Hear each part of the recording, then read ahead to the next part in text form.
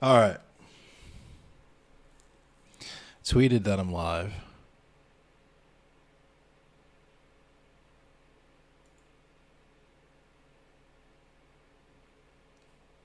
Kuma Selassie. What's good, y'all? What's good?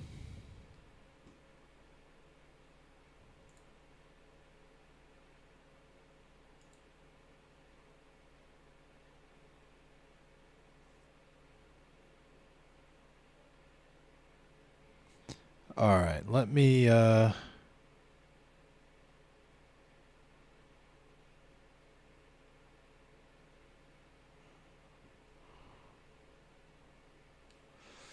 was I just about to do? Oh yeah, that's right. Open up Discord. Just in case people want to come through with the spice. You know what I mean? If you want to be spicy. Yeehaw, partner. We're gonna try to do some research for the paper. You got it right, but that's a bet. Yeehaw, partner. Oh, let me answer because I know Beer Bash hit me up to see when I was gonna play Hunt.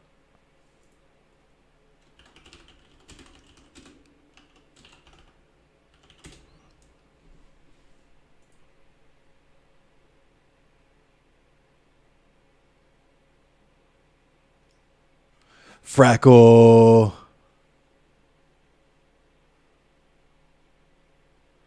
They've been shitting on Pan Africanism all day on Twitter. Oh nah, we don't do that. Eli, what's good? I love how black my chat is. Can I just say that? Can we just? I'm glad that we're all here. I'm glad we're here together. Frackle. All right, hold up, cause you know we gotta smoke some. We got some pack to smoke on tonight. Woo! We got the. I'll say this. I was here before. I'm gonna be here after, and I'll be here when it happens again. Let me pull up the important shit first, though.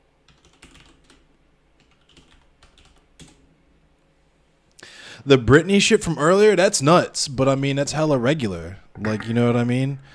I mean, it makes sense that Brit from Politically Provoked would be so obsessed with people knowing their fathers, because she still lives with hers and he pays all her bills. So I would understand why she would harp on the importance of having a good relationship with your father, because she owes him everything. So, and that's, you know, that's beautiful. I think that's kind of like, you know what I mean? Like I like that. I respect that. I'm a person who is a proponent of multi-generational homes. You know what I mean? But I know that hurts them and their feelings. So I'm going to keep harping on that. Nazi's gonna Nazi. Nazi's gonna Nazi. Let me see. I want to see if Baltimore Beat has anything on this shit, because I want to support the Beat.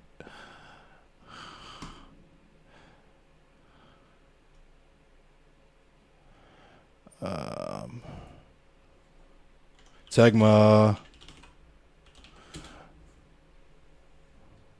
Damn.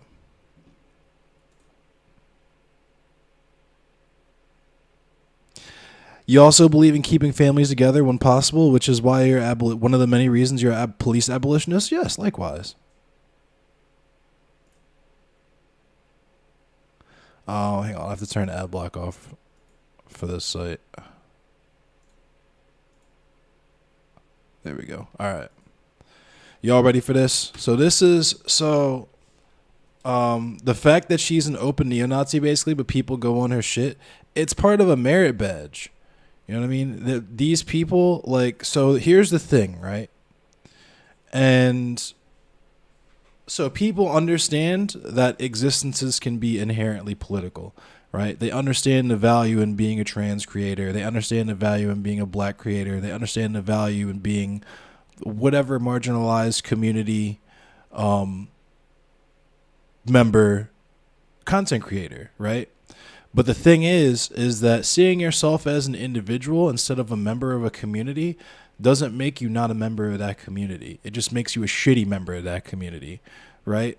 So when you have people who put getting ahead in terms of numbers and reach and audience ahead of creating a safe environment for their audience, or educating their audience as opposed to just going back and forth with fucking goofy people all day. It's like, what are you giving? Because you're doing the same shit that people like Vosh and them could do. Let them do that shit, right? Why do you want to be Vosh? You could never be Vosh. The whole point, the reason why your content is valuable is because you're not Vosh. So why? This is something I've absolutely never understood. We have such wide ranges of experience and stories to tell and wisdom to share and knowledge to impart, but so many people would rather, for whatever reason, just go fucking back and forth with people who hate them all day, thinking they're dunking on them or making them look silly in front of their cultivated audience as part of an industrial complex specifically designed to create more people like them. It's always seemed extremely fucking silly to me, and it shows in the fact that people believe that they're, and I mean, I understand why they believe this. There's people who are not talked about or looked down upon who are building communities, who are actually building communities and coalitions in the margins of these shitty political spheres.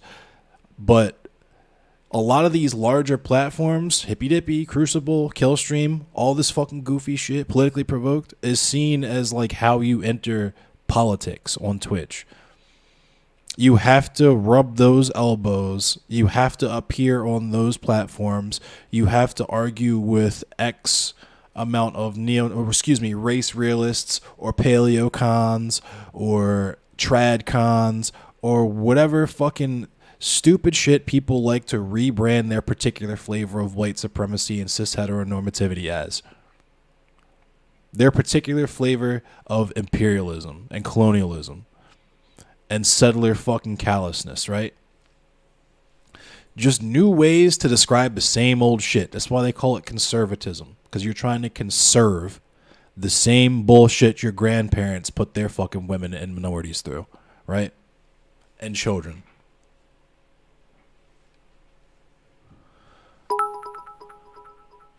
Magic City Murals, thank you for the follow. Let's talk about some real shit real quick, because this is some real shit. Make no mistake about it. Let me make sure. Coffee Bean 89, thank you for the follow as well. Here we go.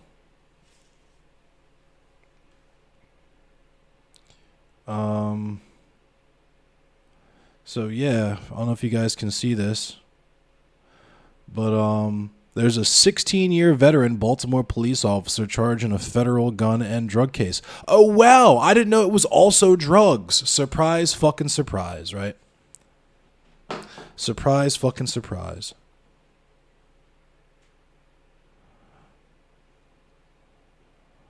All the cool streamers are online and I got a show with Paradigm season finale with a king. Hey, fuck yeah. Shout out to Paradigm. If you guys aren't already following Paradigm, make sure you're following Paradigm.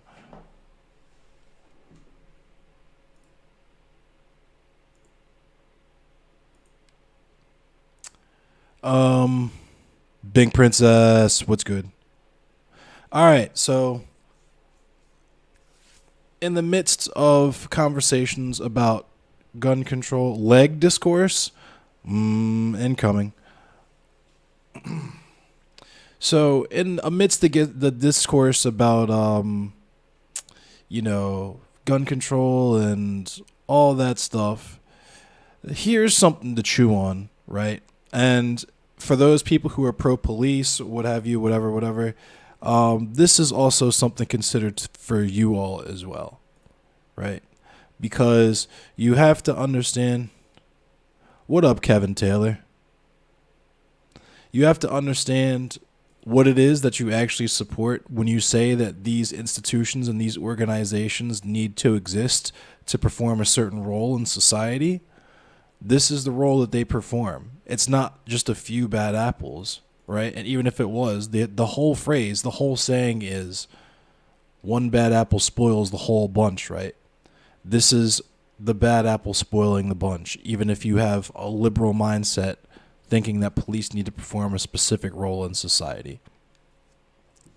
I'm just pulling up my, because I don't know why I didn't do this before I went live, but I'm pulling up my mod view because I know we're gonna have a normal one tonight.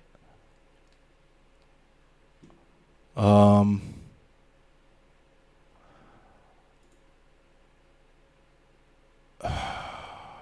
we go. Okay, let's read this together. I'll blow it up so y'all can see it.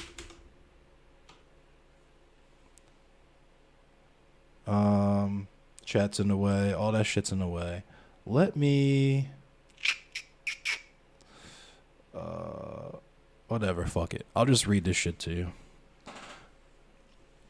Baltimore police officer Stephen Angelini faces federal gun and drug charges after trading an AR-15, ammunition, oxycodone, which is like Percocet, basically, Vicodin or whatever, oxycodone and sensitive police information with the leader of a motorcycle gang in exchange for cocaine and money, according to court filings. Now, they don't say which motorcycle gang, which worries me. Which really worries me. Thank you, amazing Dr. K. They don't say which motorcycle gang he was giving the drugs, ammunition, guns, and police information to, right? Which could be anything. It could be docs on, politicians. Could be docs on individual members of society. If one of these biker gangs fucking kids at school has beef with someone or something or whatever and wants to find out somebody else's address, well, just find out from your friend at the police department, right? So this is worrying to me, very worrying to me, because I know the pagans are active in Maryland, that motorcycle gang. I've seen them with my own two eyes.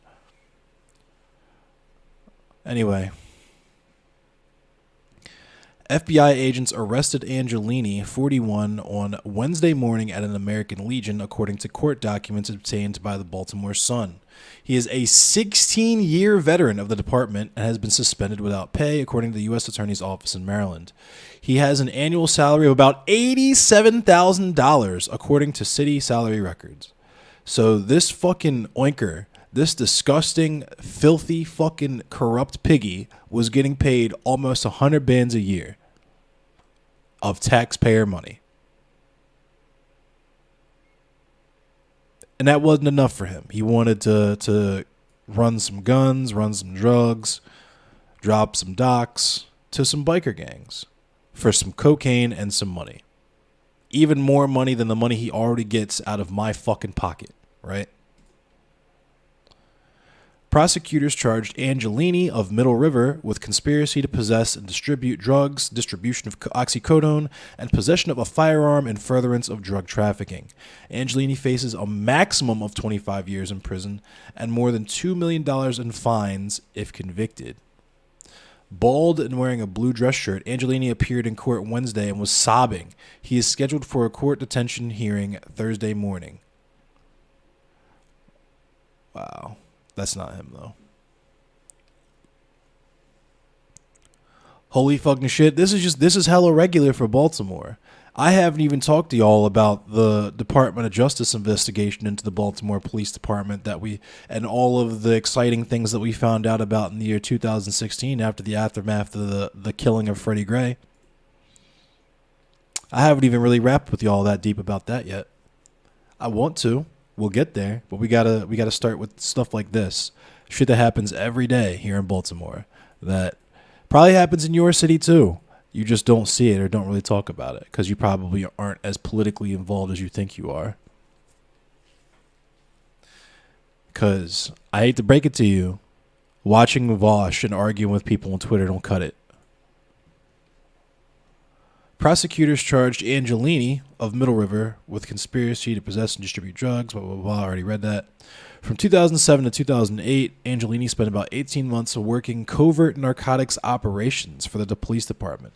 So he was working in the narcotics ops. He was working for the drug section of the police department and then just stealing the drugs and selling them. I'm guessing is what, because that always happens. This is also hella regular. According to a federal discrimination lawsuit he filed in 2017, Angelini alleged in the lawsuit he was suffering from a hostile work environment after reporting homophobia, but naturally, a judge dismissed the suit in 2020 because we live not in a country, but a extra dimensional layer of hell. Prosecutors say Angelini worked with a co-conspirator, identified in court papers as a man named Keith, who was president of the Maryland chapter of the infamous Riders Motorcycle Club, a website for killer dogs, a hot dog stand that prosecutors say the infamous riders used to sell drugs, lists a Keith Dawkins as the founder. And just really quick, just to sate my curiosity, because now I'm curious. Infamous riders.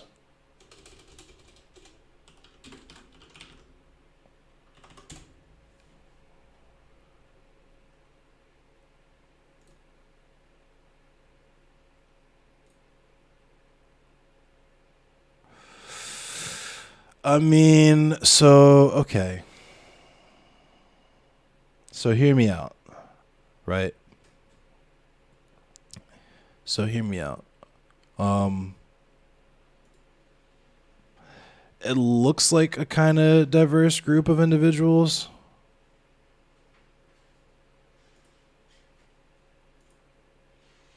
That's a blurry picture. These are all very blurry pictures.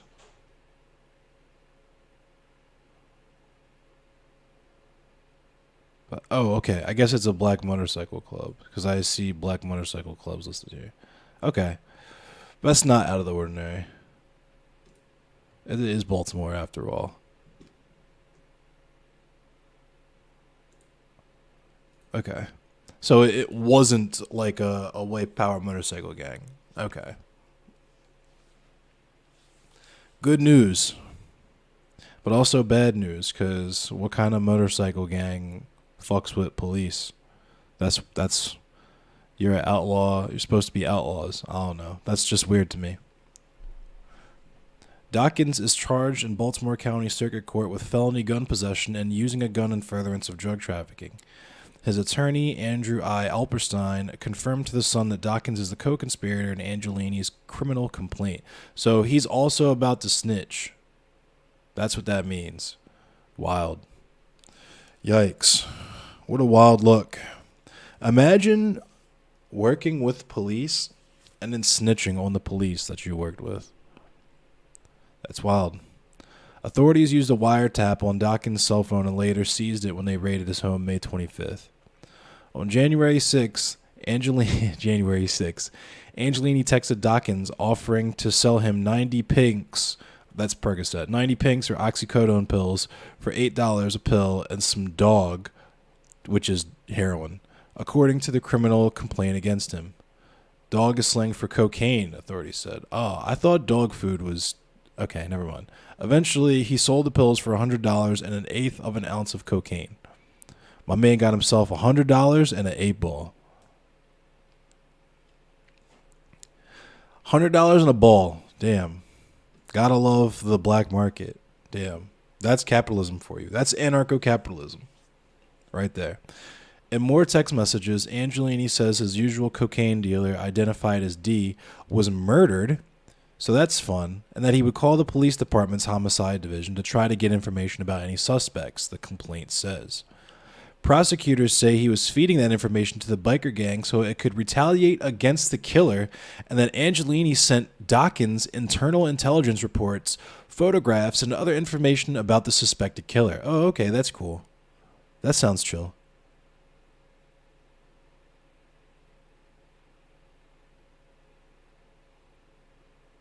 This story shows the cross-section of police, racist biker gangs, and ex-military folks and how they move. Oh, yeah, absolutely. Yeah. And it's like neutral zones. So you can have like racist biker gangs and shit along with like, you know, racist motorcycle clubs. But there's like a truce or whatever declared because everybody's like brothers in arms, right?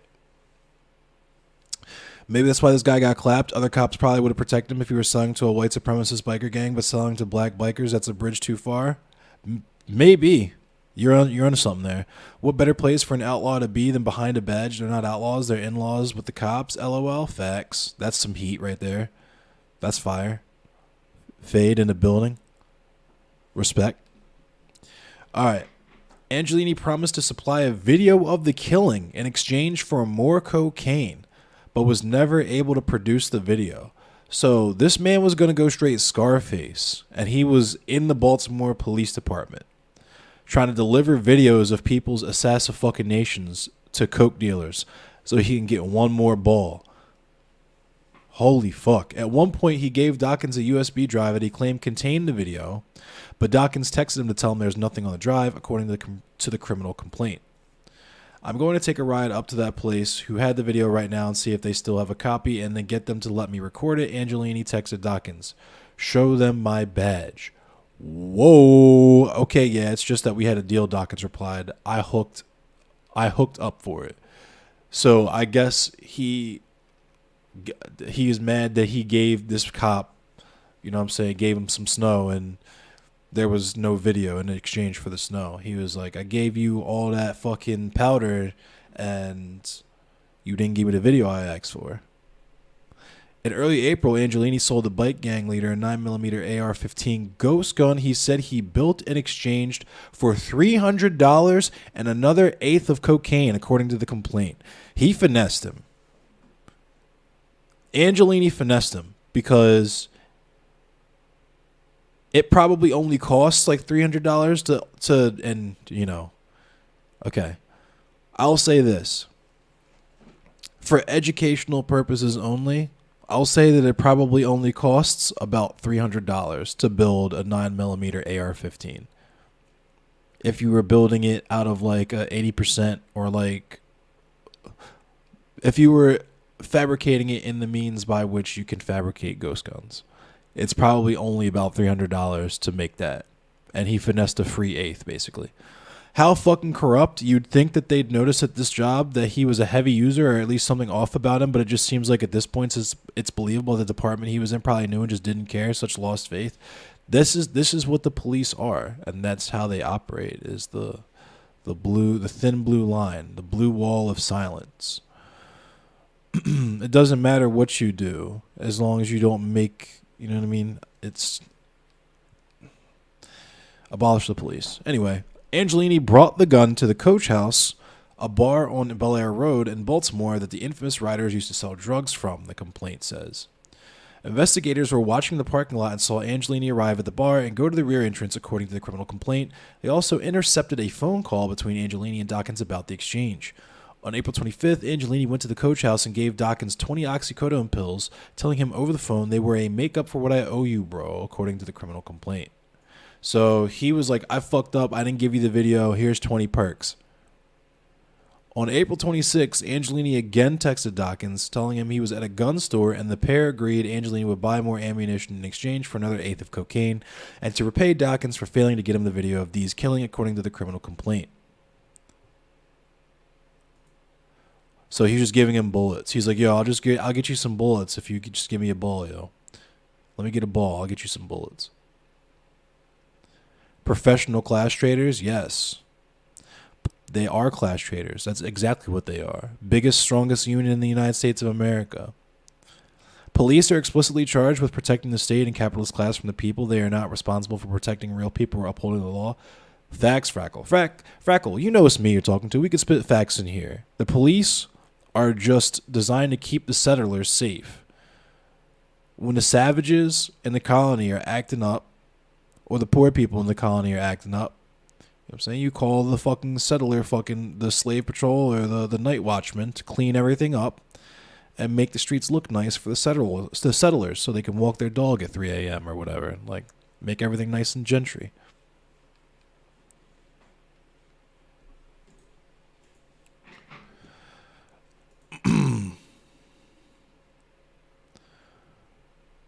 I got paid today, so if you don't mind, I need a ball.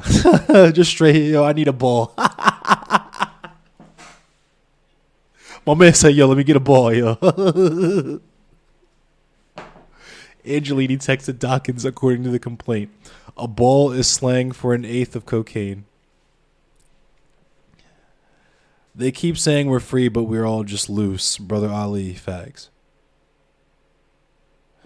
In total, Angelini spent $543.60 at the gun shop, prosecutors said. He fucked up. He spent way too much money building that thing. On May 4th, prosecutors say Angelini picked up his oxycodone prescription from a Walgreens in Middle River and then called Dawkins to sell him 90 more pills in exchange for $170 and $100 worth of cocaine. This Walgreens, I would imagine, is under investigation as well.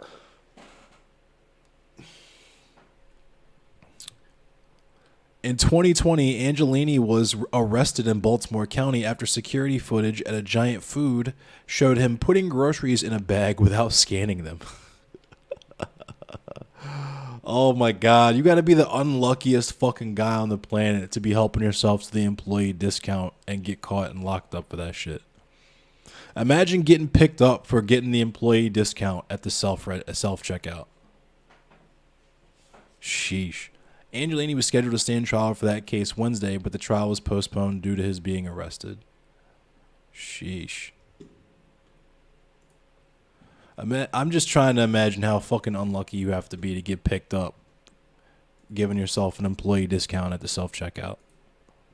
Because, I mean, if I'm scanning the shit and bagging it, that means I work here. And if I work here, that means I get an employee discount. You feel me?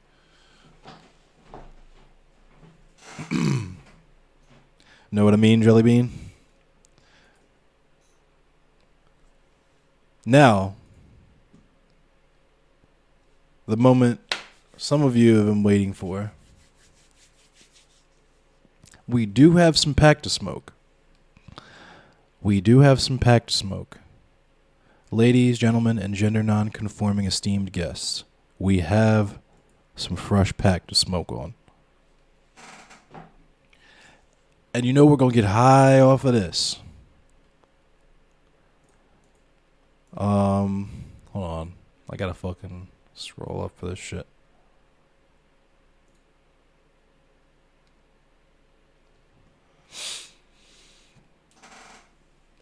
So, some of you might know me from Hippy Dippy or from Dylan's hour and 10-minute long video about me, which I'll definitely get into, but not right now. But I'm addressing it now for the purposes of this rhetoric, I guess, or painting this picture. Suffice it to say, I'm one of those people that people know of through Hippy Dippy, through Dylan Burns, for not necessarily a great reason. Not necessarily a particularly good reason for me, right? Fresh green pack for my brain to ski on, right? As a streamer who has been streaming for... Okay, so I've been streaming seriously for probably like 2 years, I would say. Seriously, as in streaming with a regular schedule. Before that, I was streaming whenever I felt like it, but streaming for decent periods of time and getting some pretty cool footage and stuff. In like years 2018, 2019. Before that, just kind of streaming whenever I felt like it since the year 2014. My Twitch account is that old. My Twitch account's coming up on 10 years old. It's 8 years old. And I've just been kind of doing my thing the whole time. Low effort, low value, you know what I mean? One of those people who just went live. I was a video gamer, and I heard that people get viewers on Twitch and get famous and get money or whatever. So I started going live whenever I played video games, which was often, in fairness. But as time went on, I became both more politically educated, politically aware, having come a very long way from where I was politically in the year 2014 to now, but also moving my content in that direction as a consequence of my beliefs and my responsibility to act on my beliefs shifting. So when this news comes to me, it comes to me at no surprise and with no surprise because I've seen so many things come and go in my time, both as a content creator and a content consumer, because I'm still a YouTube head at the end of the day, right? So I've seen all kinds of stuff come and go. I've seen my favorite creators retire, give up, disappear, private all their videos, right? I've seen all of this stuff happen. So this comes as no shock and no surprise to me. What's important to me is the impact of this platform.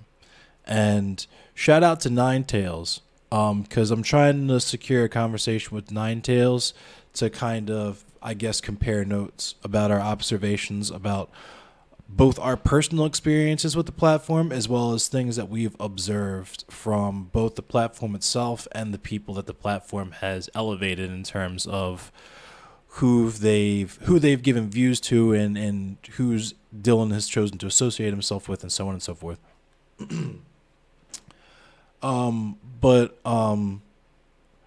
Yeah, that's essentially the thrust of why I'm doing this here, because we're going to read Dylan's manifesto about Hippy Dippy, and then we're going to talk about how there's two Hippy Dippies. And really, if you think about it, no matter who you are, there's two Hippy Dippies. But let's take a look at this. Whoops. Hippy Dippy is over for now. This is from Dylan Burns. Dylan Burns, 1776. Cringe. The Hippy Dippy Roundtable has been going on for around 2 years now. It has had many offshoots like the Hippy Dippy Recruitment Show, a short-lived dating show, and my personal favorite, the Hippy Dippy Championship. It's interesting that that's his favorite. During this time, we have been a constant presence on Fridays for those who are politically inclined on Twitch. As other debate shows came and went, and many went head-to-head with us for the Friday slot, Hippy Dippy always stood the test of time. As the times changed, so did we. We implemented new rules, tried new formats, got new guests, and did our best to improve the show. This culminated in the Hippy Dippy Roundtable being the #1 political debate show on Twitch for over a year. And we'll talk about that in a second. I put 2 years of work into the show to accomplish this, but it was also the work of our amazing scheduler Danabo, who deserves more praise for this accomplishment than anyone. You guys know how I feel about Danabo. Fuck that nigga. It exceeded its original spiritual predecessor, the Big Brain podcast. That's funny. And both sides and amount of episodes. So I will also take this moment to give a formal I told you so to Mindwaves. I don't know who that is. I don't care. Is Mindwave? I guess Mindwaves is like another streamer, a competing streamer, someone he had like petty squabble with, some other streamer or something. I don't know. But there comes a time when someone needs to read the writing on the wall. The amount of Twitch political streamers who have retired, banned, or slowly faded away have continued to increase. And see, I'm just going to keep going. While this could be dealt with by an ever-expanding list of new streamers we would bring in through the Hippy Dippy Recruitment Show, the quality of new recruits leaves much to be desired at times. It takes time for them to figure out the ropes, multiple appearances on the recruitment show over the relatively long time span. This becomes an issue when you need guests now, and old guests that used to bring large audiences with them are no longer available. So you're talking about people either leaving or getting banned, right? They retire, they get banned, or they slowly fade away, so to speak. Now, when I read that, I hear they get tired of this bullshit or they get banned because they're too fucking edgy. Right? And all of these fucking people will tell you the edgy shit is what gets clicks. The edgy shit is what puts asses in seats. People who intentionally skirt the lines of TOS. And then we act surprised when they get banned and everyone associated with them gets banned, right? Destiny Orbiter? Yeah. Of course. like, and this is so weird. Like the whole orbiter thing, like it's weird as fuck to me. This also messes up the symbiotic relationship that hippy dippy recruitment guests have with old established guests who have communities behind them. The way it had always worked was that new streamers, once they had learned the ropes on the recruitment show, would go on hippy dippy with established streamers. This allows for the new streamers to have access to the audiences that the established streamers already have, putting them in front of more viewers who might then go to the new streamer's channel depending on how well they do. The networking opportunities are obvious. This also helps the established streamer get content, find new up-and-coming streamers to work with, and put themselves in front of new viewers to a lesser extent. Notice how this also helps the established streamer get content is the first thing in this sentence, because that's who he cares about. He doesn't give a fuck about new up-and-coming streamers, and that's why the content is presented the way that it is to new potential people. The nerd deluge is over? Yeah. Well, that's probably why their content's been like this cycle he's describing is probably part of why the audience has been like exacerbated towards the right on that particular sphere, is because you have dope. First of all, the way that the content is presented, it's not presented responsibly at all. But second of all,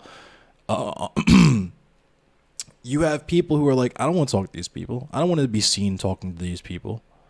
He found a more profitable watering hole. Well, that remains to be seen, because we all know that there's nothing quite as profitable and as lucrative and fulfilling as sticking a microphone in the face of traumatized people in foreign lands with no experience whatsoever in doing that. It's presented by a wrestling event, naturally.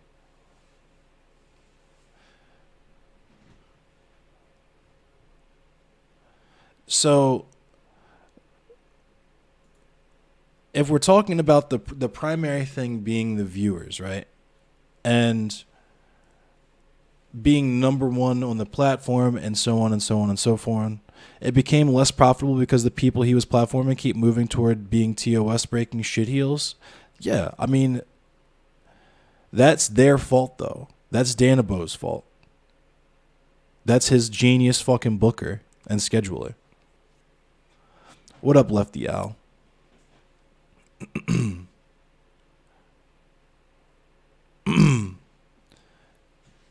So I should have got something to drink before I started this. So here's the thing, right? Because the one thing that we can all acknowledge is that the Twitch audience in general, like Twitch itself, you got blackballed by those guys, and you're glad? Yeah, I'm also glad I'm blackballed by these people. These people hate me, and I'm in good company. Because they suck, and we'll get to that in a second. But before that, we have to... The thing that we all acknowledge when we come into this space that is Twitch is that the large majority of our audience is probably going to be white men of a specific age, right? And a significant portion of that is going to be just like toxic ass pieces of shit, right? Or people who find that type of shit cool or funny. A significant portion, actually. That's why politics is so small. Because people, it's gamers. This is a gamer platform, right? So, having that understanding, when you become number one amongst those types of people, you have to ask why that is, right? And you can't really divine why exactly your audience like you. You can't like read all the comments and shit, because people could just straight up lie for optics anyway, like they do with Stardust community and shit. But you could observe what the content itself is. And what I've seen is irresponsible platforming and irresponsible presentation of irresponsible platforming. You're platforming people like Big Papa Fascist and having them talk to people like potentially talk to people like Keffels, right? Like, those two people are not even remotely, they exist in two completely different universes, but you just have them as like characters in your grand fucking opera.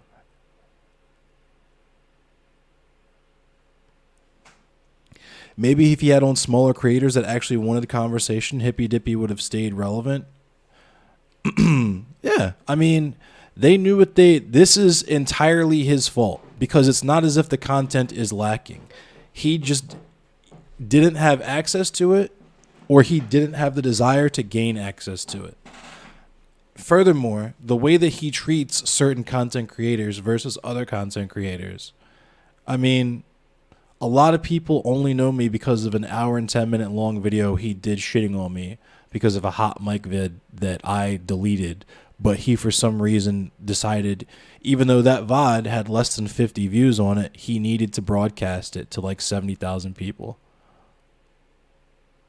Because his feelings were hurt, I guess. But there is a way that because it's not what you do, it's how you respond to critique, right?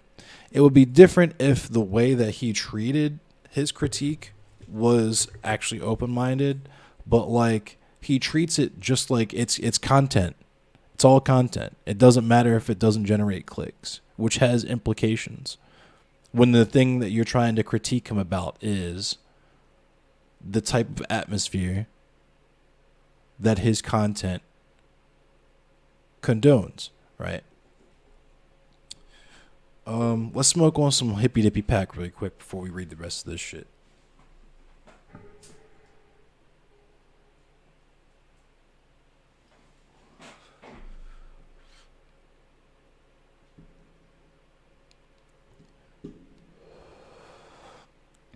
So when you find yourself in a situation where you have less and less established streamers to rely on, this means your show is going to have a disproportionate amount of new streamers on any program we put together on average.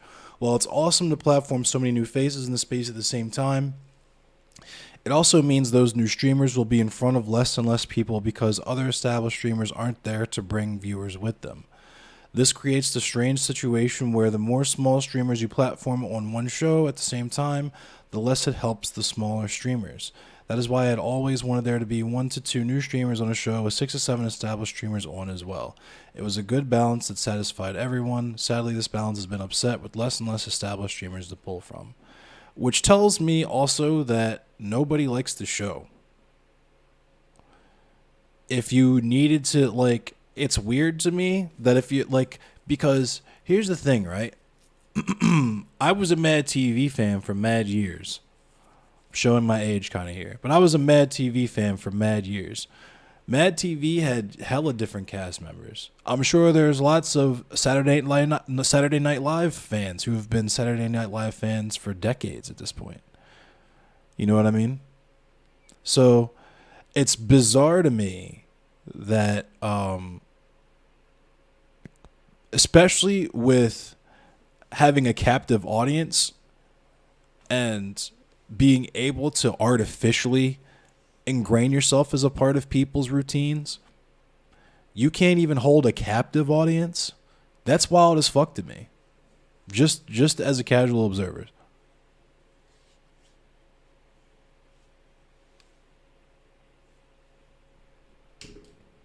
Let me read chat really quick, because you're the bitter trans one with blonde hair, not the big psychology guy. Oh, bitter trans people are welcome here.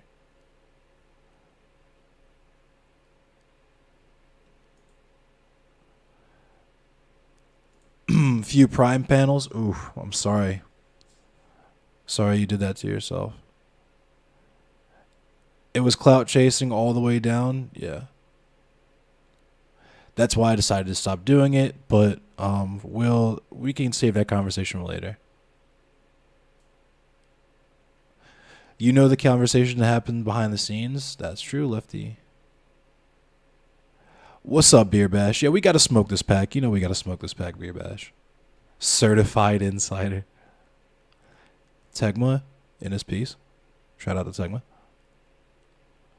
Fade Runner in his piece. Frackle, you mentioned this in the other chat, but I'm really curious where all the Ukraine content is. If he's actually out there to help, why is he exclusively posting videos about the same goofy drama farming shit rather than putting up the local interviews and on-the-ground war footage and such, which might actually do something? The entire way he's handling that just seems hecking weird to me. It stinks to high heaven, but you know what I mean? The excuse is that they are recording all their stuff and they want to save it to put it out when it's finished. And you know what I mean? We'll wait till they put it out. Put it that way. If like 2 years goes by and we don't see anything, because that's the other thing, is they might just still be recording stuff, right? So who fucking knows? Because that's the more shit they record, the more they can sell, right?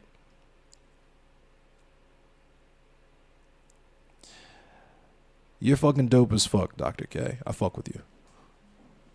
You're in good company here. He hides behind editing to excuse why he's not pumping that shit out. That's my deal. Because you would think we would have at least seen like a trailer or like a snippet, something by now. I would drop something. You know what I mean? Me personally, I would drop something. I don't know.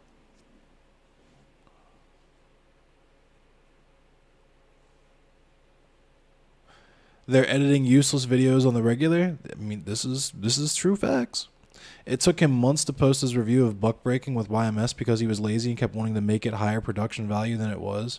I don't know why we needed another Buck Breaking review, but you know, it's Dylan Burns. Content is gonna be, we're gonna do whatever we can make money off of. You were on a couple panels temporarily embarrassed, Goddess. I'm sorry. You're in good company here, though. Just seems like raising awareness now will be more impactful than waiting until like after the war. Nah, because that's when you can make the most money off of it. Why would you put it out now when there's more war to cover and make money off of? You know what I mean? When it's over, then you can tie a nice little bow on it, put it out, and people will be dying to do that war tourism. Right? But like now, why put it out now when you could just wait till it's all over and then you come back home and then you just sit on that, make some money off that for a while. And the longer it goes, the more profitable it is for you because you can make more footage and then you can put out more episodes. Because you know there's going to be episodes. There's going to be episodes. Because you know if he waited this long to put out one John that was like an hour long or something, nah, unacceptable. This has to be episodes. And that's more profitable for him if he can drop an episode like once a week or once a month or something like that for a few weeks. He's still there filming. Yeah, that's what I'm saying. You could have done a better job reporting on the Ukraine situation while I was over there, just being part of the humanitarian effort. Channel 5 did their Ukraine vid quick and treated the situation with care. And the way that they ended their video was by showing you who and how to help. Right? Who the people are helping, what they're doing, and how you can help if you want to. Channel 5 did their shit proper. And they did it. And the excuse is that they have much more production or whatever, I'm sure. But, like, my man said, it's public knowledge, I'm not doxing it. He said he spent 20 bands out his pocket to go out there. You would think dropping 20 bands? I don't know. He's been there for a brick, though, so. But let's continue reading this goofery. There's this travel YouTuber who's already made like 3 20-minute videos in 2 weeks and got million views each. Of course, you even have Dylan contact the USAID to get an interview with the USAID crew. Not sure he ever followed up. Truth is, he lost his support staff. Oh, poor baby. Indigo Traveler.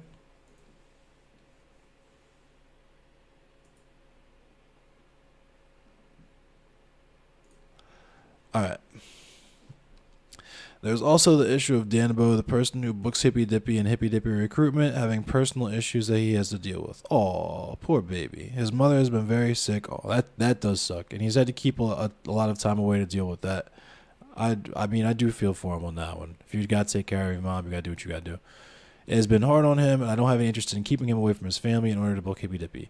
With our abyss booker, who has always been at the center of our operation, I wish him the best. You know what I'm saying? I don't wish his mom's any ill will, whatever she's going through. I hope she's good on that. But like, Danabo is a piece of shit, dog. She raised a piece of shit. It's been rough booking the show. Donate to help him out here. And there's his donation link. Y'all can do that. Y'all know I gets down with the fucking mutual aid. He's a piece of shit, but whatever. If I get some bread, I'll donate to him. I'm fucking broke. I'm proletariat. I can't donate to myself, but I just fucking closed out the fucking window. So I'm stupid as fuck.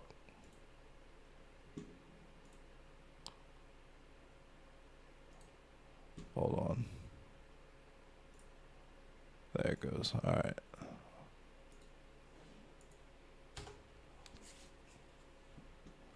Is Indigo Traveler an Indigo Child? Oh, I don't know. You think the footage is just bad? Probably. It's almost like he should hire more people instead of just flying by the seat of his pants. Well, I mean, you know. He's an adult. He can make his own decisions. This goes without saying, but me being in Ukraine has also made it difficult to manage Hippy Dippy as well. The internet connection in many of the places I have been staying is understandably not great.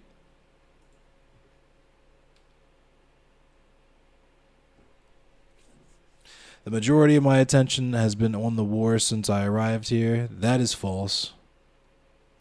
This includes booking interviews, traveling, safety precautions, etc. With this being my main focus, it is hard for me to give a lot of attention to booking, managing, and improving Hippy Dippy. I don't know, this all kind of feels like excuses, because I've seen him as a constant figure. Like, he could have just stepped away from that shit at any moment. You know what I mean? If he wanted to focus, like, if he wanted that to be his main focus, like, why did we see so much of him? It definitely doesn't seem like it was his main focus. I've seen hella Hippy Dippy shit, and I've seen him on hella Hippy Dippy shit. I watched him on a Hippy Dippy with Big Papa Fascist. That is something I saw. You know what I haven't seen yet, though? Speaking totally genuinely, there would be value in just recording stuff and interviewing people on the ground and posting it raw or near raw. But see, you can't, like, okay, we understand that there would be value in that, just doing that, but, like, how do you finesse that into something that you can make the bag off of? You know what I mean? That's something that you or I would do, even if it was just, like, a shitty iPhone recording in a decently and quiet enough room, right? That's stuff you or I would think to do just for archivists' sake, right? As anarchists, information wants to be free, right? But like when you're thinking, how am I going to make money off of this? Nah, you got to polish a turd.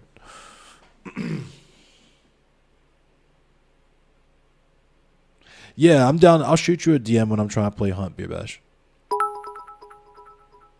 13 Connor, thank you for the follow.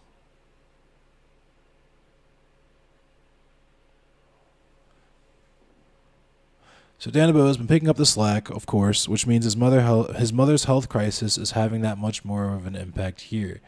My time filming in Ukraine has also given me much more fulfillment personally, which brings me to my final point. Okay, so all this so far, it's like, okay, it's good excuses, I guess. You know what I'm saying? My man said his mom's is sick, and this man's literally in Ukraine. Cool.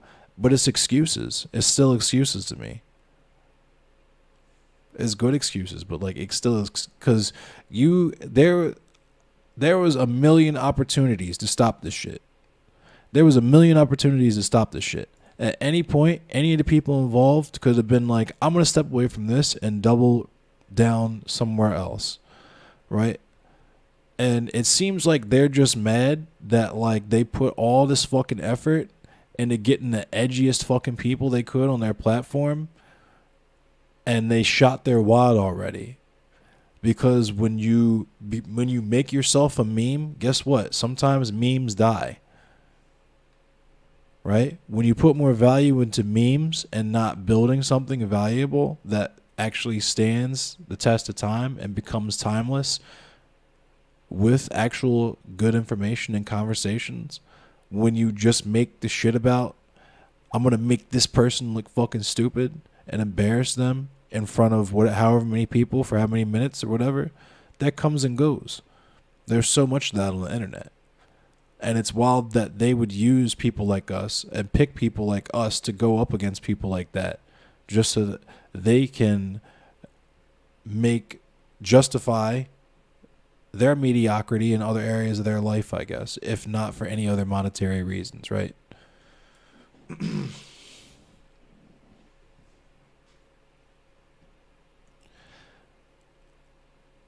Both me and Danabo have just lost our love of the game. Oh, interesting. It's not a secret that I've been rethinking my place online and what exactly I want to do moving forward. While I'm still interested in hosting debates in the future, the current state of Hippy Dippy is not something I have the same passion for. Damn, so you're saying your man fucked it up for you? Because you can't blame the audience. You know what I mean? You can't blame the audience. If you're not putting asses in seats, that's your fault. So you're saying your man fucked it up for you. Danabo fucked it up for you. Say it with your chest. Why are you being a coward? Say, damn, Danabo made this shit goofy. I was over here in Ukraine trying to hold my Ukraine shit down. I was expecting Danabo to keep the shit nice for me, and he fucked it up. He fucked my shit up and made it edgy. Now everybody is getting banned or rage quitting. And I can't make no fucking cheddar off this fucking dead-ass stream that's full of bots and Nazis. Because niggas like Sansol and fucking Samantha Banana and them are all up in my shit now too. Right? Just say it. Say it with your whole chest. Danabo fucked my platform up.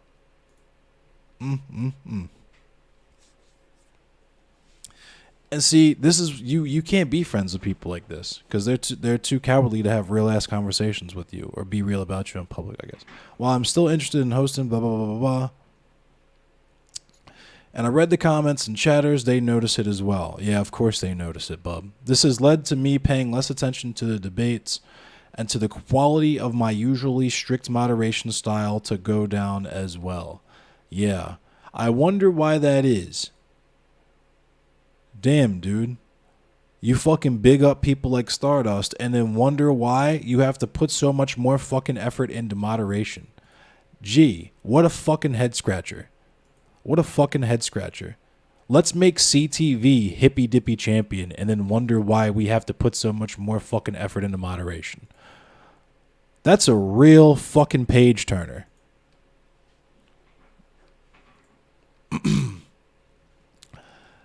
I don't want to drag out Hippy Dippy just to do it, get the weekly viewers, and then leave the lasting impression that Hippy Dippy was a low-effort project. It was always a low-effort project. It always was. It was literally like he says it in the first part of this thing. Because as stated previously, if it was its own thing and people were interested in it, it wouldn't matter what streamers you got on there. People will be excited for new streamers depending on how good the quality of their content is. But that's not what the Hippy Dippy recruitment was for. It was to show people the ropes and make sure that they were conformed enough adequately to the status quo of the platform to clout shark other people's viewers and just spread the cheese around. So everybody had the same audience of bots and Nazis. Strict moderation. He had cage matches where he would not say anything. Oh, that's interesting. I wonder why this platform derailed.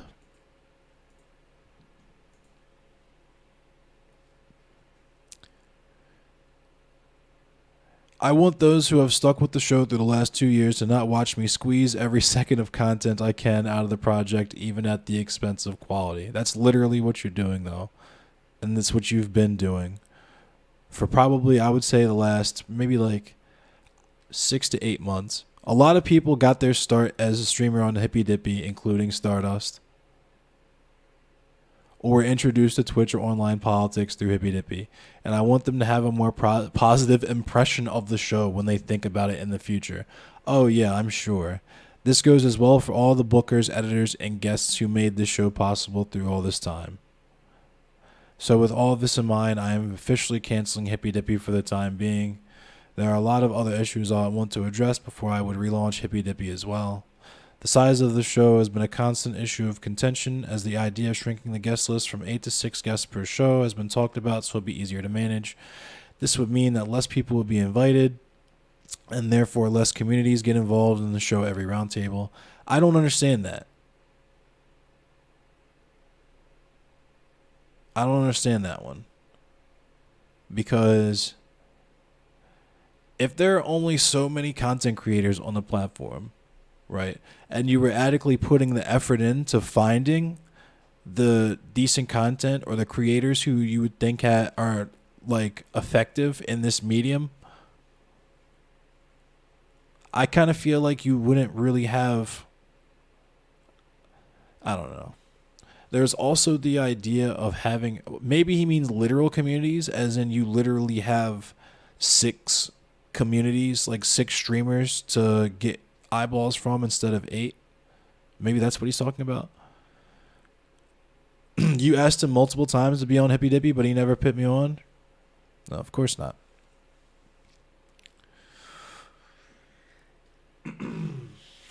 Yakubi and Liberty, though. He's definitely someone we want to have on Hippy Dippy. Let's get him on there. A piece of shit. This will mean that less people will be invited, and therefore less communities get involved in the show every roundtable. There's also the idea of having shows more like wrestling cards, of course. Having a main event and a undercard every week. Could even implement this more in depth with a ranking system for the Hippy Dippy Championship. I like this idea a lot. There's also the idea of making intro and outros shorter through the use of chess timers. Really need to deal with this issue of people hogging up all the speaking time. There's also the issue many of us streamers have been thinking about, and that's Twitch versus YouTube. I have been considering streaming Hippy Dippy on YouTube, and I won't go too in depth about that consideration process right now. Hippy Dippy is also in need of a major rebrand, seeing as that we have been using generally the same assets for the last 2 years. I also want to work a guidebook for hosting dumb internet debates, but that's a separate project for all of you future nerdy Vince McMahons.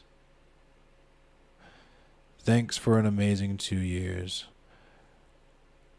And of course, he uses General MacArthur after retreating from the Philippines.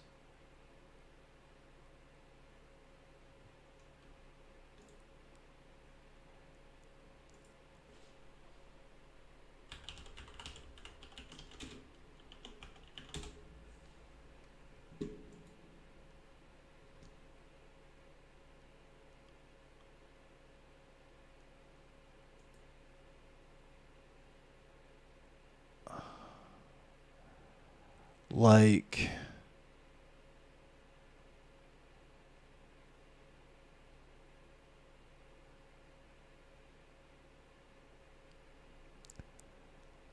I don't know, man.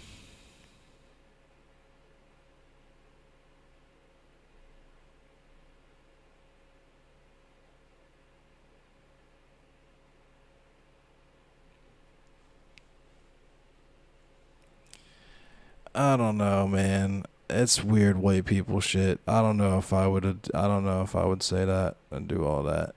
That's a lot. That's doing a lot.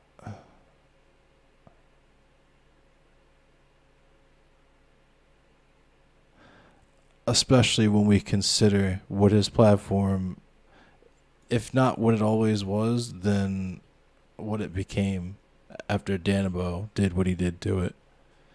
Which is that they say it, he fucking says it in his little fucking manifesto here. Like, it's wrestling cards. And when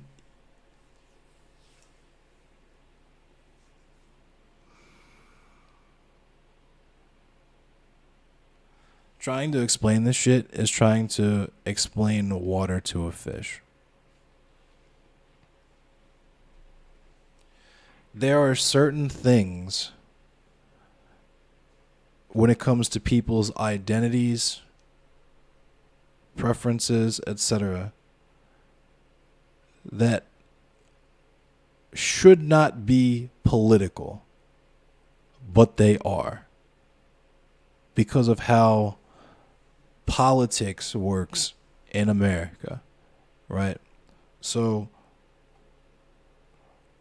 say for example, you have an event like what happened with, you didn't like that in Dylan's Twit Longer. He said that part of the problem was getting bigger streamers and smaller streamers to get some of the audience from the bigger streamers, but he forgets that he is the bigger streamer. That's what I'm saying, is that if it was, you know what I mean? People have been watching SNL for decades, right? People, I was a fucking Mad TV fan for multiple years. People fucking watch, people have been wrestling fans for decades, right?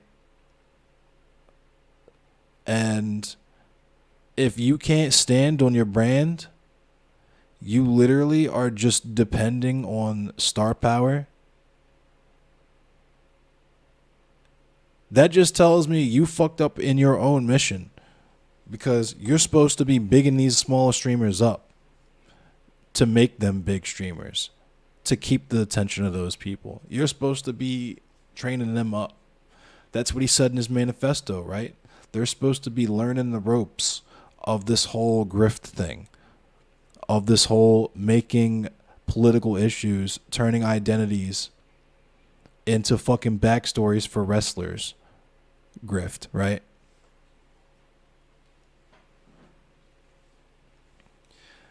I don't want to be Rikishi. I don't want to fucking be the Nation of Domination. I'm not interested in doing that shit. But that's how I'm going to get treated.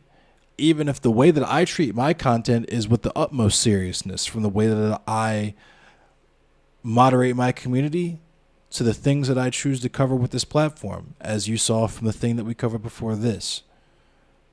The things that I talk about are not things to be treated as though they're just silly quirks and interesting lore in the backstory of one of the wrestlers. Do you understand this? This is why I wanted to have this conversation with Ninetails, because I think this is what she was getting at in her conversation with Dylan, but Dylan just like wasn't seeing it. It's the whole liberal conversation about representation. That's why you have the most prominent woman of color on the Hippy Dippy platform being a literal fucking Nazi sympathizer. Right? That's why you have people like Rhizome saying shit like identities are not inherently political. Right? Because even to those people, from there, I am assuming privileged backgrounds, they just see all of these intersecting avenues of experiences and oppression as cool story, bro. Cool backstory. I'm here to tell you the same white guy shit as them, as people like Destiny, but hey, I'm a black guy, so pay attention to me. I'm here to do all the same Destiny shit, but I'm an Indian woman, so that's why you should pay attention to me more. And if you criticize me, I'm going to pull the fuck out of you about it and pearl clutch, right? About how you're denying me my identity or whatever weirdo shit like that, and then spin right around on my heels and deal with people who regularly refer to other people as subhuman and dox people, right? This type of hypocrisy. Also that you can have the largest pool of bots and Nazis in your views and eventually fail your way to the top and fake it till you make it in this kingmaker system on Twitch.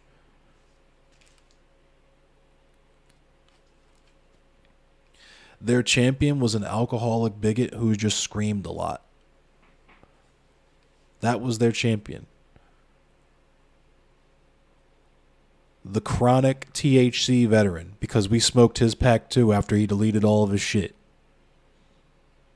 We got high as fuck off CTV. These are the people that you've elevated. People like Stardust, who's probably setting up round 3 of the Richard Spencer interviews as we speak right fucking now. Right?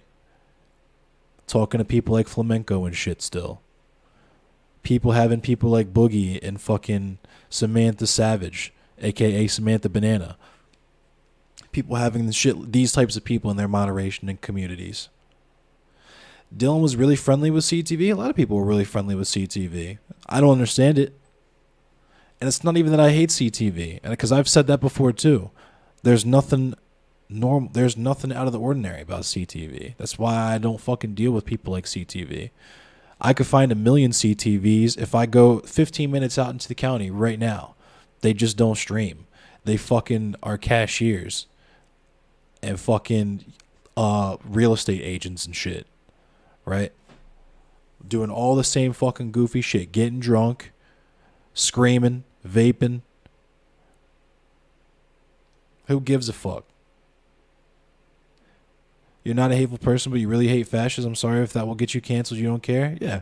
No, that is absolutely that's actually pretty based. Hating fascists is based and is a natural reaction to fascists existing. Because they hate us because we exist. You know what I'm saying? So let's keep it 1,000. Yeah, and they've platformed people like Big Papa Fascist. She's going to rate TikTok's dances with Richard. Or yeah, that sounds about right. His ass is way too friendly with CTV. I get that he needs to be friendly with conservatives to keep them on those panels and stuff, but he didn't have to bring them in so close to the whole thing. And see, here's the thing, because no, he doesn't. Right? No, he doesn't. Because that builds more value into your brand for them, is saying you went on a liberal platform and clapped the liberal. Because that's how we all treat this shit anyway, right? No matter what fucking happens on these panels, your little crowd of bots and Nazis is going to simp for you regardless. There's people that think Stardust shitted on me in our conversation.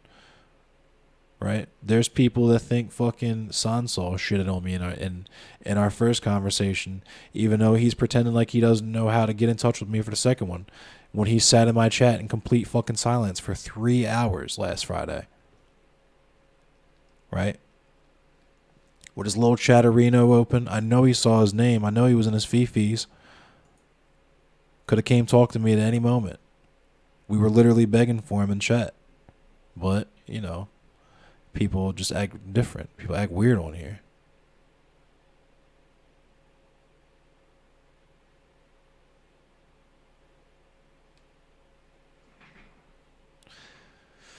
You don't understand why he feels the need to keep them on the panels anyway. Choosing to platform both sides isn't actually the neutral position people believe it is. It's deliberately taking the position that both perspectives have equal value, and that's not just a Dylan problem. I mean, I've said this before. Dylan was literally just fucking, it's like great value Rachel Maddow.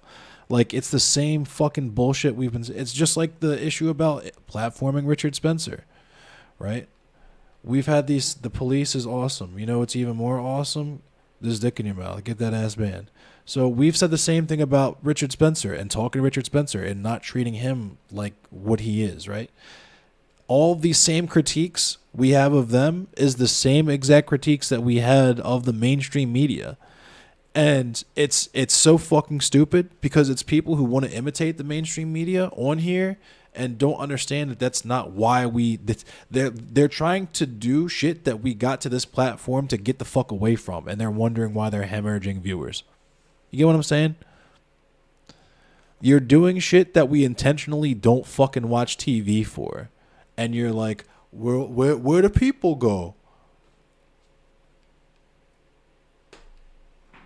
Just because they have a view doesn't mean we need to take it seriously. Yeah, if you have a disgusting view, if you think like if you think queer people are groomers, or you have some fucking any type of goofy shit to say, and you're not going to engage in good faith, you're going to stand on that shit because it's part of your identity, because you're a paleocon or a tradcon or whatever fucking goofy way people like to dress up their fucking fascism, right? Their racism and their cis heteronormativity and their misogyny, right?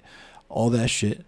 All the ways that they want to dress that shit up to make it seem like a cool, cute, and funny fucking meme instead of what it actually is, fascism, that those people because they're new and trendy and have sweet fucking branding and have viewers full of bots and fucking Nazis.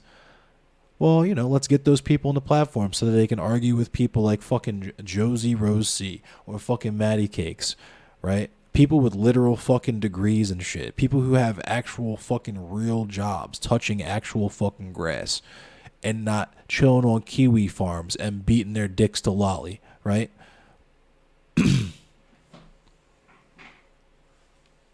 Close the door.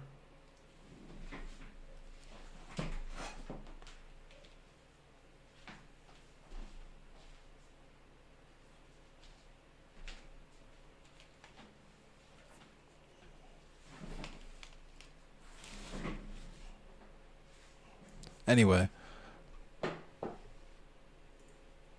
we're gonna play some Hunt Showdown. Josie is excellent. What's wrong, Bank? You all right? Everything cool?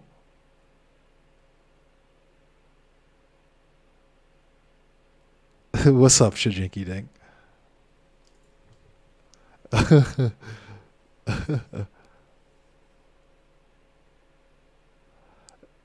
What's toxic? What's wrong?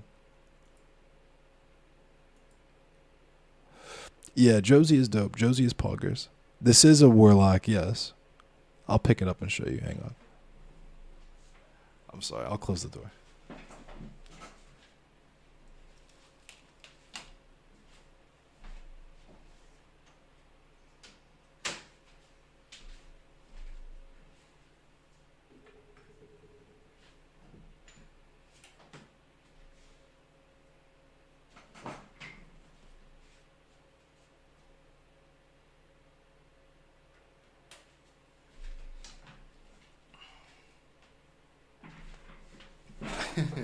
Dark Dink energy. I gathered my dark Hado.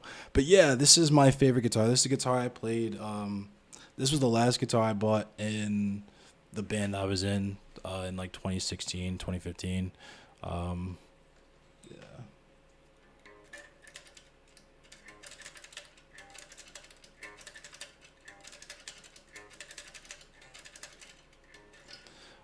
Yeah.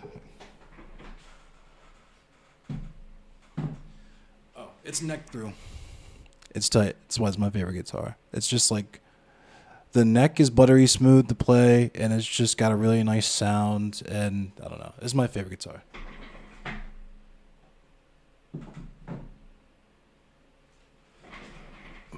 Yeah, I was. Yeah, I was actually just playing a Dia side riff.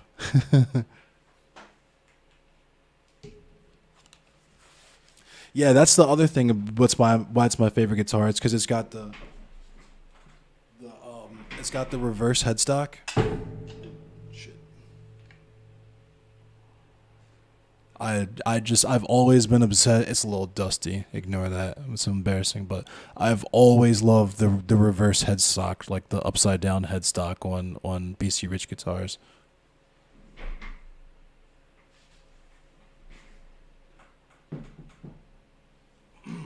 And you know what's crazy? Death metal heads, real death metal heads in here will know. I was actually never huge into warlocks. I actually hated warlocks when I was in high school. I really wanted to I was really into the band Nasum from where were they from? From Sweden. And Mishko Talerchik, rest in peace. He played a Mockingbird, so I really wanted a Mockingbird guitar. I was really obsessed with the Mockingbird shape. That was my favorite BC Rich shape. And I kind of got out of it. I ended up getting a Jackson Rhodes V. I thought the V. I was of the Pat what's his name, Pat O'Brien school, that the V is the most metal shape that you could possibly do in terms of like a guitar or bass. My bass is actually a flying V with a Slaughter sticker on it. But I was really into the band Severe Torture. I got into Severe Torture that year and noticed that Thais from Severe Torture was playing Rhodes V, and I thought the awkward looking, like that crazy like off V shape was metal as fuck. So I played that shape for a long time, the Rhodes V. And then I got really into Moser guitars, like the custom guitars that like BC Rich guitars are based on, or like was like an offshoot company or whatever. And I got a Fast Star because one of my best friends, Billy, shout out to Billy Carnes, was really into Iron Birds off of Joe Bench from Bolt Thrower.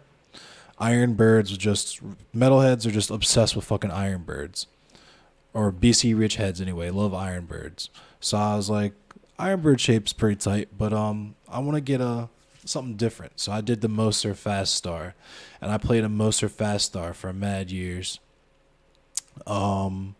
Then I kind of got tired of playing that guitar because of how much effort it required to play, because it had a floating Floyd Rose tremolo in it. And anyone who plays electric guitar will tell you that that's a pain in the ass. To restring, to tune, anything. It's just a pain in the ass that, especially because I'm a rhythm guitar player. I don't do solos. The solos that I do are really atmospheric. That's why I got this big ass pedal board over here. Is because the solos that I do are more effects than actual musicianship. But I don't need a floating Floyd. Like dive bombs and all that shit are cool, but I don't need to do that shit. So I wanted a fixed bridge, number one, and I wanted a neck through because I wanted a guitar that was gonna be durable and have a nice sound and last me forever, because I wanted a really good like road duty, like gig duty guitar. And I saw this guitar, this Warlock, on Craigslist. And it was a nice guitar from the year I graduated high school, so it was like cool. I remember those guitars from back then. I had just seen Suffocation, one of my favorite bands, Terrence Hobbs, black dude with dreadlocks, guitarist, foundational death metal guitar player, one of my favorite musicians of all time. Got to meet him, smoke a joint with him. One of the biggest sweethearts I've ever met in the music business. Just one of the best people. It was one of the greatest experiences of my life, right? And he plays Warlocks. So I got to see them play live for the first time and see that and experience that. And I was just like, I don't know. I started to come around on the Warlock shape a little bit. And then I saw this guitar that had all of the like actual features of a guitar that I wanted, but it was the Warlock shape, right? It even had the upside down headstock, but it was the Warlock shape. So I was like, fuck it, I guess I'm a Warlock guy now. So I hit the dude up on Craigslist like, yo, let me buy that guitar off you. Went to meet him. He recognized me and recognized my band and was like, I fuck with y'all. I'll knock $50 off the guitar for you. I was like, damn, hell yeah. I threw him a shirt and a CD, and we were trying to book shows together and shit. Back in the days when we used to do that kind of thing. But you have an 84 Ibanez Roadstar. Nice. We still got to make a song on stream. I'm for it.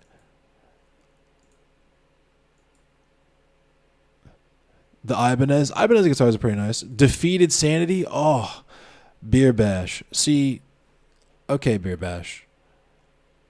That is literally my favorite genre of death metal. Defeated Sanity, Despondency, Piemia, Severe Torture, Dying Fetus, fucking, Sinister, some Sinister, like brutal, technical, and like brutal death metal is my favorite genre of death metal. Thanks, JJ.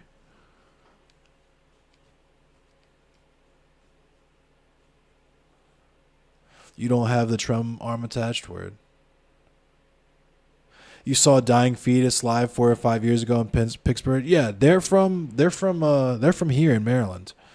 I think they're from Annapolis or something like that, like Gaithersburg or something like that. But yeah, they're from here in Maryland. They used to play at Auto Bar a lot. They used to play at the bar that I did security at. I never saw them play there, but Despised Icon are pretty fucking disgusting too. They're from I didn't know Despised Icon. Dying Fetus are from Upper Marlboro. Okay, yeah, that makes sense. Despised Icon were pretty fucking brutal too. I used to fuck with back in the day when they first came out. I used to fuck with Beneath the Massacre. And Ion Dissonance was hard too. Despised Icon is Quebecois. Yeah, I saw Despised Icon. I've seen Despised Icon when Summer Slaughter Tour came through Baltimore in 2006. I saw that was when I saw Despised Icon. But Maryland Death Fest 2006 was when I saw Ion Dissonance and fuck, I was gonna say someone else. I can't remember though. Fuck, who else played that show? But yeah.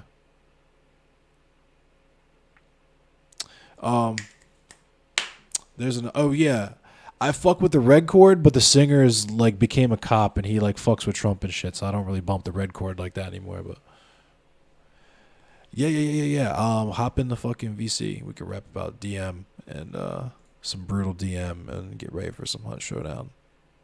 I'm in. If you want to jump in the waiting room, I can drag you into my Discord. Fade Runner, if you're trying to play some Hunt, we about to hop on the Hunt.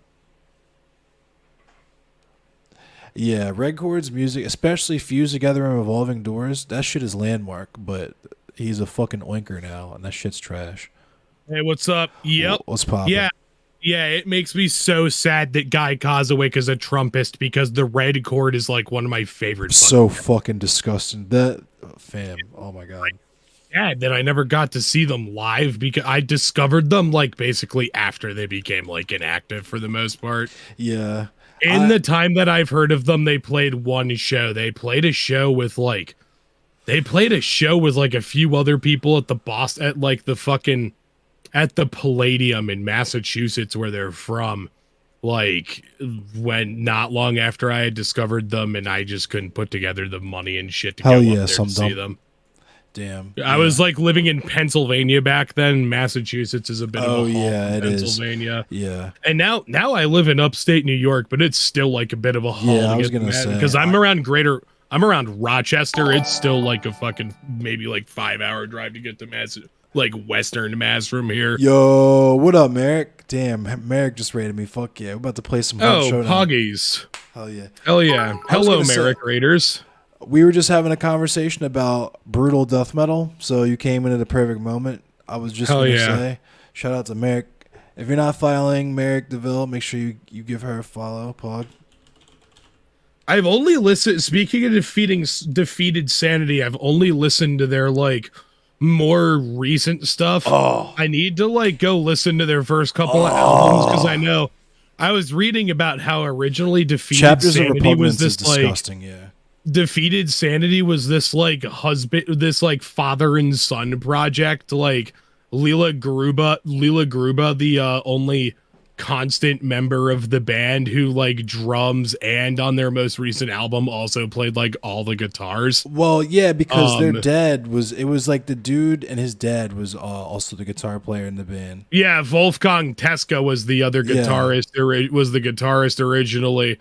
I read a little bit about him. He was some dude who he was this German jazz guitarist who got into death metal. And that's what makes that band so fucking disgusting. Them jazz parts with the blast parts and the disgusting ass slams and them disgusting fucking gurgles and oh my God. And it's just extra wholesome that band is the result of some German jazz guitarist just doing this death metal project with his son.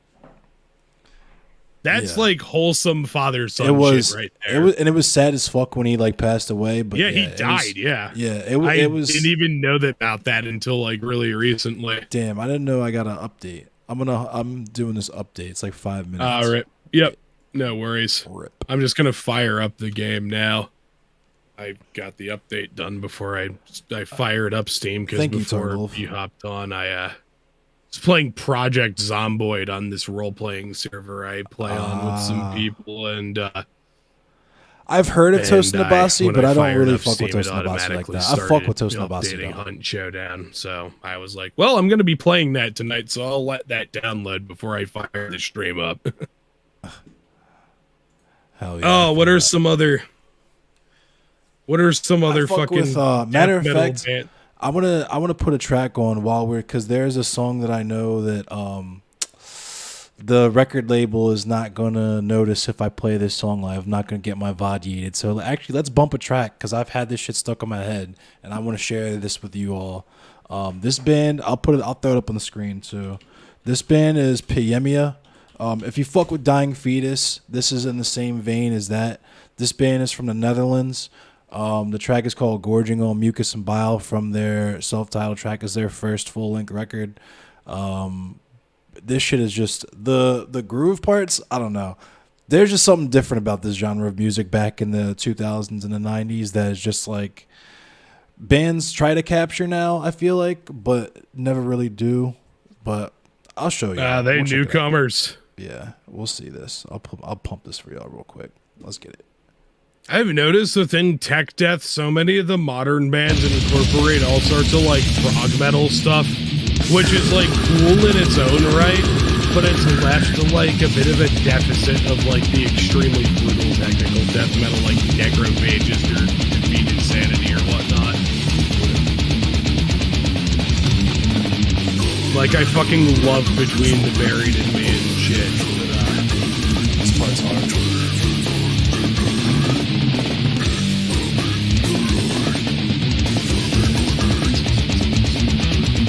Stepping away from my keyboard for a quick minute. I know, just gotta take a leak.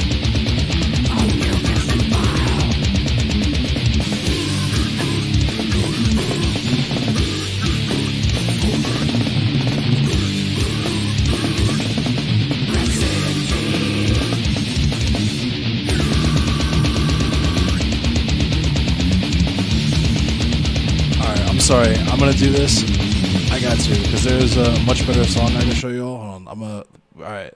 I cut the song off, and I'm sorry. I want to put a different song on. This song is hard.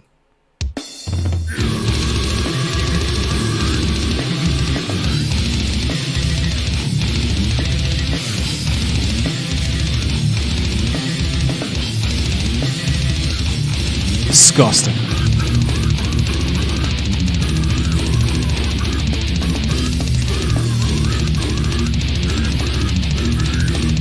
Absolutely disgusting.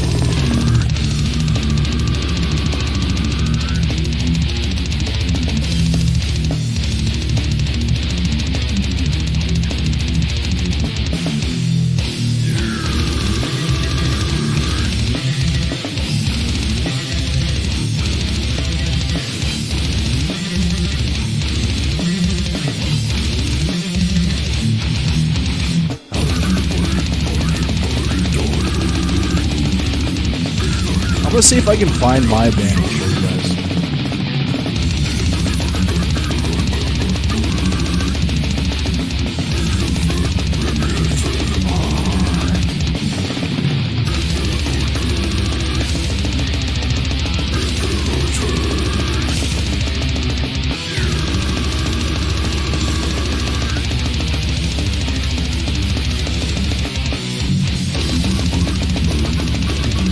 I'm gonna get to the cool riff, and then I'm gonna end this song. And I'm gonna show you. I'm gonna give you guys a little snippet of my band. I can't show it to you because it's TOS. Oh, and I just realized my mic was muted.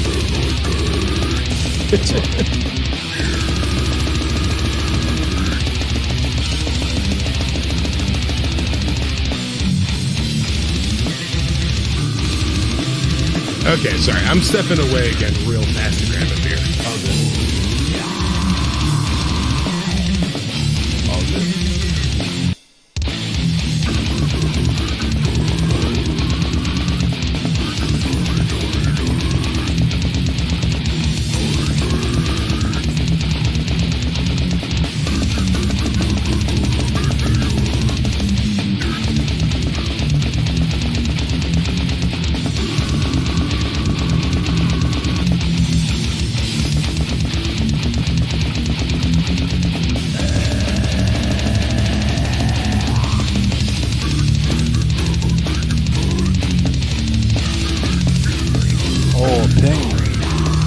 Alright, that was the cool riff. Alright, I can show you all now.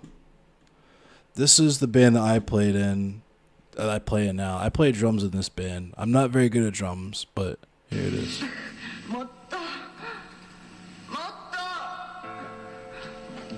I'm back. But it's only in one headphone. Oh no. Is this really how this shit is? You trying to play some track and the video on YouTube is like only on one ear or something? Nah, I'm on my band's Bandcamp and it's only playing in one ear. Oh, rip. It's our demo tape. Hunt Showbug. This long ass intro we got for this fucking short ass tape. I think it's like a 45-second long sample. There it is. Have you ever heard of Meth Witch? Oh, sounds familiar. I don't even think it's a band. I think it's like a one-man project that the dude just like records all the parts for on his own and doesn't maybe gets a couple like featured acts on it and doesn't like tour it. But it's just some like, it's not even really tech death, it's just like some of that like disgustingly brutal shit that goes between like simple but brutal very fast riffs and then really chunky shit. And as you would guess with a name like Meth Witch, they have album names, like one of their albums is just called Piss. And Piss is a pretty good album if you're into obscenely fucking heavy music. This next song I think is the fastest song I think I played. I fucking hate playing this song whenever we play live. It starts out with the hard ass grinding beat.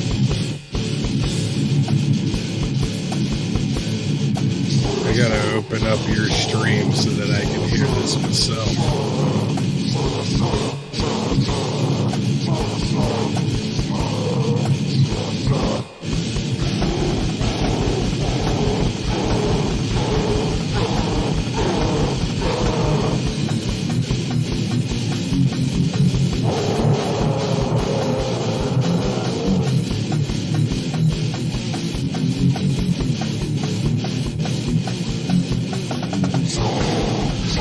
Okay, damn, that's pretty fucking brutal.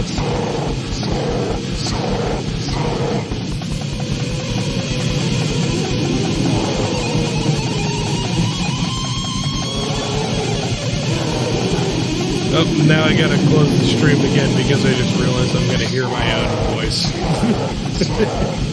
My audience is gonna hear my own voice and it's gonna be weird.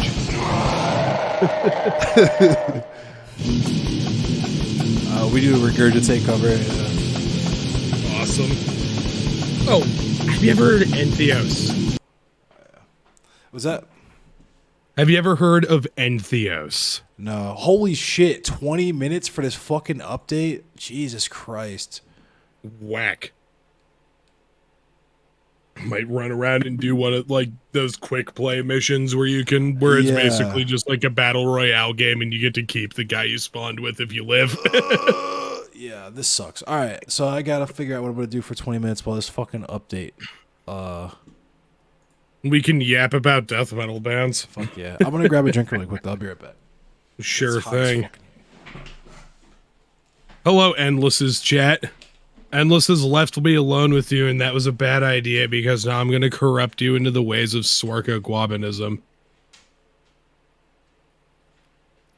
I'm kidding, I won't corrupt yins. I don't think I could corrupt yins anyway. Me and Endless are pretty politically aligned.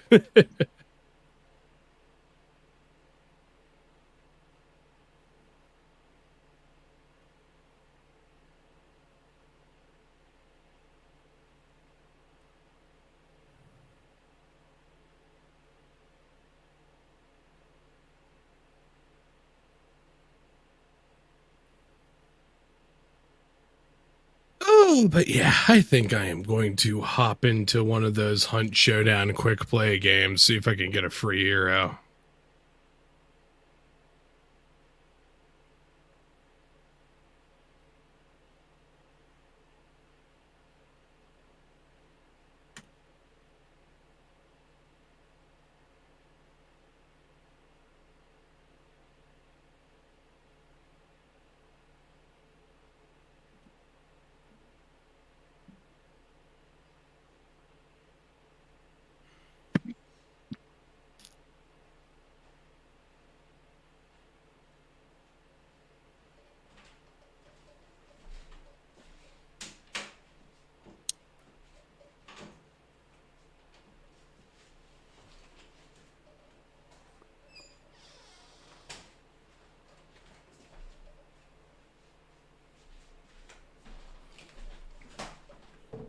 Hello. I'm sorry, Bink. I gotta leave the door crack. It's hot in here.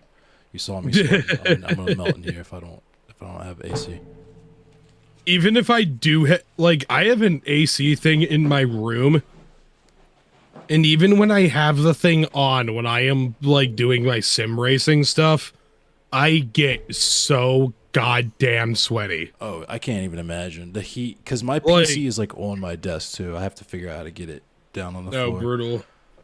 Yeah, and it's not just the heat from my PC, the steering wheel that I have. When you plug it in, you can hear, like, it doesn't just get power from the computer. I have to plug it into power too. And because it has like electric motors in it that provide force feedback. And so the thing gets hot in there. It has its own fans and shit that blow hot air out of its case. So yeah, when I have that thing set up, it can get hot as balls in my room, even with the AC on. And even if it's not hot as balls, I'll just get sweaty anyway, because even though it's not the most active thing on Earth, oh yeah, when you're sim racing, you're like using your entire body. You're not just using your fucking hands like when playing controllers and stuff. True. And thank you, Kuma. I could do that. I'm going to read the 1.9 update because I know they put the Alofs in here, the Alof shotgun for the Romero. They call it something different though. Oh, nice. Yeah, I'm running one of those quick plays. I'm really bad at these because I'm like not good at PvP. Word, I am. I'm a OG FPSer. I played Unreal Tournament in 1999. Oh damn. Yeah, those were a little the heyday of like Quake and Unreal Tournament were a bit before my time. Yeah, I'm 27 for reference, so right on. Yeah, I'm 32. I definitely gotcha. Yeah, so I still missed it. Yeah, yeah, like I've definitely seen. I was definitely like well aware of all that shit when I was a kid. Oh no, Hive. Yeah, I'm about to start playing 2K again, and it's wild because the last 2K I played was the original NBA 2K on the Dreamcast in 1999. Oh gee, oh damn, that's how old those are. I didn't know that they've been making those that long. Yeah, the oldest NBA. I actually have a copy of the original NBA Live. Nice. NBA Live in '95, back when like Patrick Ewing played for the Knicks and shit. Back when the Knicks were actually like good. I had NBA Live 2003, but that was the only other basketball game. I had NBA Live 2000 for my computer, and then I didn't really play basketball games at all until I had NBA Live 08 for Wii. Word. And I never had any basketball games for my fucking Xbox. I had NBA 2K. I played NBA 2K1, but I didn't, like, my dad didn't get it for me. And then I didn't play basketball games for a minute. And then I got NBA Live 2003 on the 360 just because I wanted to see how insane the graphics were. And you could, like, see the beads of sweat on the players. 2003 on the 360? I thought that would have been, like, original Xbox era. Oh, wait, no, I'm sorry. It was PS2. You're right. What did I get on the 360? Probably would have been like, I feel like NBA Live 06 was maybe the earliest one to come out for that. Yeah, I think that was the one I got. Or I rented it from, because I was working at GameStop at the time, and I rented it from there. NBA Live 2003 on the PS2 was pretty alright.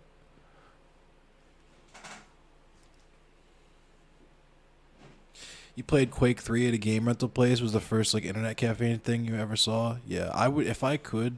Like my dream would be to own like a PC bank or like an internet cafe.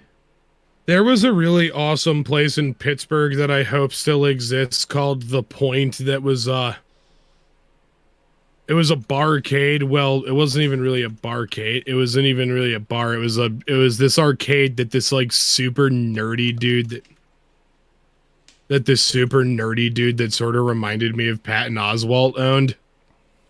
And the dude was like an incredibly nice guy. He was just this extreme video game nerd who had like this massive collection of old consoles and had this arcade where he had like on the first floor, it was all On the first floor, it was all you didn't have to pay for any of the on the first floor, it was all cabinets.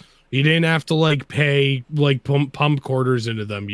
He had all the dip switches set to turn off coin readers. Nice. And you just paid a flat rate to play. Like it was either you could like go in there, pay like for like X amount of hours, or you could like get a whole day pass for like a really good rate. And you could do that, like go in there, play games, go to like a bar down the street and come back with the same fucking pass, just like keep the wristband he gave you on. That sounds sick. Oh yeah, it was so cool. And the dude was like incredibly nice. And on the second floor, he just had a bunch of TVs. There was a whole shitload of different consoles, including some obscure shit. Like I think he had like a Magnavox Odyssey 2. Damn. Like the weird, like lesser known competitor to Atari 2600. Like even lesser known than ColecoVision. Fucking. Yeah, that's nuts. Yeah, he had like all the gnarly shit. We just hang out. I remember me and my friends were wasted, and like he also had like a Guitar Hero setup. I went like way too hard singing Chop Suey by System of a Down. He was like, "Hey, you guys mind not going so hard with the Guitar Hero singing?" And I felt bad because the dude is incredibly nice, and I realized, okay, I am like actually being a bit of a drunk jackass right now. I was walking towards clues over here, and now the signs or wellsprings over here, and now the wellspring activated. Oh, yeah, I'm looking at the update. So King Snake Mine is, I guess, the new compound. With update 1.9, you'll find a new area in the King Snake Mine compound. A new mine area has been opened, providing new tactical subterranean gameplay options. We have found that players naturally gravitate towards the high ground in the King Snake Mine. The new tunnels provide access to and from the compound's lower regions, which were relatively separated from the higher ground. Using these new tunnels can be risky, as you'd expect from dark and tight passages with limited visibility. However, they give you quick escape routes, for instance, if you're being pushed on the higher ground, and new ways to move about the compound, bringing the construction site building into play even more. The opening of this area is a requested feature from players, and we're looking forward to seeing and evaluating how it affects playstyles and tactics, which will feed into how and if we evolve or expand the tunnels. Damn, so they've, I guess, added tunnels into the map. There's bug fixes, ping limit system, and server update. Across the game, we've fixed a large number of bugs identified by our team and issues reported to us by community members, which should improve the hunt experience for all. We've also improved important server issues, fixed server crashes, and are improving the number of requests to our database. Finally, a new ping limit system / region lock has been introduced for joining games. The aim here is to create a fair gameplay experience for everyone, regardless of the region you plan. If you're playing Hunt on your own, you will only be available to play on the most appropriate servers available for your connection. If you want to play in another location, you'll need to be invited by a friend to play on that server. So that's cool too. Oh, nice. Now, I've noticed it seems like it's a bit better optimized than it used to be in the past. It's been a while since I last played this before I started playing it again recently. I thought there was other stuff in there, but I guess not. Just that. Oh, here we go. I found patch notes.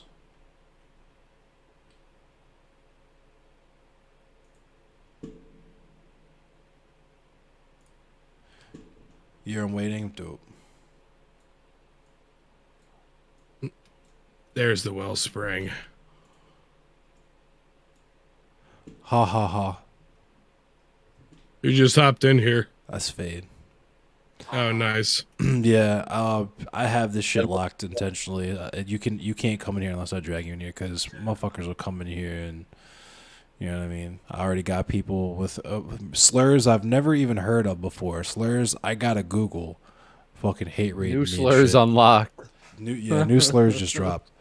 When I watched The Sopranos for the first time, I learned like several new ethnic slurs. It was bad. Familiar. There's Little Italy here in Baltimore. I've heard Mooley before. That I've heard that. I've heard that one before. I had never heard that one until in The Sopranos they use like the full version of it, and I was like, what are they saying? And I like thought for a second it was like, I don't know, it almost sounds like it's like some sort of like food dish from China more than an ethnic slur. Right. Damn, I could go for some of that. Then I also learned like 3 new slurs for Italian American men. Yeah. A developer note: with the Hunt Showdown 1.9 update patch, we have introduced some improvements to player movement in relation to issues around desync and included them in the notes below. So they fixed some of the desync issues, it looks like. Let's go. Uh-oh. It looks like the different Pete just got a little more different. Just a little bit. These refer to improvements relating to your hunter on your client. We have improved the error correction in game, which should allow for faster and fairer feedback in those instances where desync can occur. The aim here is to reduce the instances of abrupt and unexpected teleports. However, it is important to note bad network connectivity, latency, or other network interrupts will mean that some instances of teleporting will occur. These remote improvements, these refer to improvements relating to all other hunters in your match. The improvement now will ensure that server's entity position is more accurate. Let's go. This should adjust for discrepancies and improve overall interaction. This will especially be effective in those instances where hunters cannot be revived or looted because the body is registered in a different position on the client compared with the server. Oh shit, where is this fucking guy? I'm ready to be shooting. I'm like at the wellspring. I think there's like one fucking person left. There's a new ping limit. Where are you, you asshole? Oh! There's about to be a lot of different brains. I fucking hate the quick play mode. I do too. I feel that. It's honestly fucking dog shit. They could improve it like significantly. And also shit, I wish the quick play mode you could just fucking extract instead of they made it like a stupid fucking battle royale where only one person survives. There's also they took bullshit spawns out too. Wheels. They put a minimum spawn distance in the game now, so you won't get good. Yeah, I remember there used to be problems where it would spawn you in a place where you would like instantly happen upon other players. Yeah. Are you serious? In the living room? Is Tegma going to be playing with us tonight? Maybe. There's already 3 of us, so. Gotcha. Oh, is Fade playing with us? Yeah.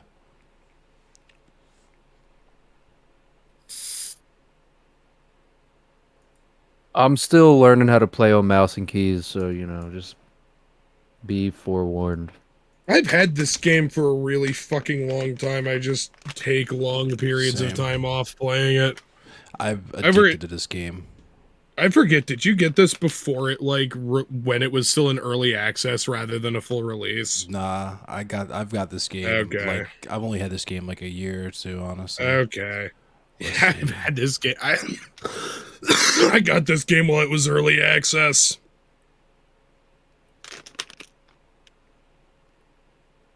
Which, I mean, whenever they released it from early access. With these changes listed in the Hunt Showdown patch notes, the 2 are now closer in terms of heavy attack stamina usage, with the knife still having a slight edge. The important thing that has always distinguished the 2 options has been the attack animation and hit consistency. This is where we want a lot of choice between the 2 to come from, your personal preference when using them. So they changed the heavy knife a little bit, I guess, and that in turn changed the machete and the saber. Yo, have you seen and I guess they switched up the talons because nobody was picking the talons, so they made the talons more dope, I guess. Did you see Lamar Jackson cooking fucking Bernard Pollard on Twitter? That shit has got me in tears. I have no idea who either of those people are. Football stuff. I'm being a football weeb right now. Football is an American football, right? Yeah. I'm one of those weirdos who's like a weeb for like every type of football that is known to exist, including the weird ones like Gaelic and Australian rules football. Yeah, I raided into you one time, and you were talking about right. the Australian shit, and you were showing it to me, and it looked kind of fucking tight. Yeah, I bought that AFL Evolution 2 on Steam. Fun game. It's like, it's obviously not the same type of like, which I mean, EA makes garbage games too now. Like, yeah, I know the Maddens have been the same game reskinned every year for the past like decade, but pretty much. I haven't played a Madden game since Madden 10. Fucking, but yeah, AFL Evolution 2 obviously didn't have the same kind of budget, but and it's a little bit clunkier than like the biggest sports games are, but it's still fun. It's also difficult to things like rugby and Australian rules football are difficult fucking sports to make video games out of. Oh yeah, for sure. Like American football and basketball and soccer and ice hockey all definitely way easier to make a video game out of than rugby or Aussie rules football. Right. FIFA 2005 was perfect. See, I was never too huge into the FIFA games, but I would see them because I delivered pizzas. So I'd deliver pizzas to fucking like hookah bars and shit in the area all the time for the college kids and shit. College kids fucking love FIFA, and I don't blame them. I love FIFA too. I think FIFA's great. Basically, like before playing AFL Evolution 2, the previous sports game I actually had any period of going hard at was like FIFA 18, and not even like a major version. I got the Switch version of it. Which the Switch version was like built on like an older engine, like an engine that they used for I think they built the Switch version was like a port of the PS3 version rather than the PS4 and Xbox One versions. But the Switch version still played fine. It just didn't look as fancy. Yeah. That's the important part. All right. That's how Mortal Kombat is. So I'm ready for the invite. My update's got a minute left. Oh, gotcha. Yeah, once you got the game booted and whatnot, go ahead, and I don't think I'm friends with Fade on Steam. I know I'm friends with you on Steam, Endless. Yeah, I can send you both invites once I get in the game. Yeah, you can send us invites. Trials. I haven't really done much of these. Is there any real reason to get trials? You'll unlock things. I was trying to do them, but they're not no bullshit. They're hard. Yeah, they're hard as fuck, dude. I was like trials. Let me see what's up with this. How long has it been that you can't? How long has it been that you can't choose the contract you're going to go after? How long has it been that I didn't know you ever could? Yeah, a long time. Like when this was in early access, you could choose between what contract you were going to go after. You could like choose to go in a map. You could choose to like look for a match where there was like only going to be. It would change up what contracts were available. It would always be like there was. When I first got this game, there were only two bosses. The two bosses were the Butcher and the Spider. Damn. And right, I'm booting up now. Also, Desperado Sensei said the only esports game they enjoy was Mutant Football League on the Genesis, and that was fire. Oh, that was a fire one. That and like Fire Pro Wrestling. Great. Have any of you ever heard of the arcade cabinet Cyberball 2000 some date in the future? I can't remember the full name of it. It sounds. Let me see. If I look. Was that It was one of those arcade cabinets that had like two screens on it, so that it could have like two screens on it and could take like 4 players at once. I was gonna say, was that a Midway game? Was that the Midway one? It wasn't Midway. It wasn't. I'm gonna look it up on Wikipedia, but at my first job, my boss had one in this pizza shop in the lobby. And during summers at Penn State University, when like nobody was around, that's right, it was an Atari game. NFL Blitz was fucking dope too. NBA Jam was hard. That's right. That's what's really weird about. Also, NFL Street. NFL Street. Also, a shitload of fun. Oh, my boss had the original Cyberball was set actually right now. The original Cyberball was set in 2022. That's funny. No shit. That's that funny. one. And then my boss didn't have that one. My boss in the business, he had Cyberball Tournament 2072. It was a dual monitor cabinet that could take up to 4 players. So like 2 players could play together on a team on each of the monitors, and then the 2 teams of 2 players could play each other. Or if it was just going to be 2 players head to head, they each used a different monitor. And yeah, it was during summertime when the Penn State suits weren't around and we would go hours and hours without any business. I'd sit there and just pump quarters into that thing. Some of the controls didn't work that great because it had aged, and you know, drunk college kids probably spilling tons of beer and ranch all over it. But or well, not necessarily beer at the pizza shop, but other like soda and whatnot. But it was still fun. The sticky buttons. Oh shit! My boss, sticky buttons. Not sticky my buttons. boss had never been beaten on this machine.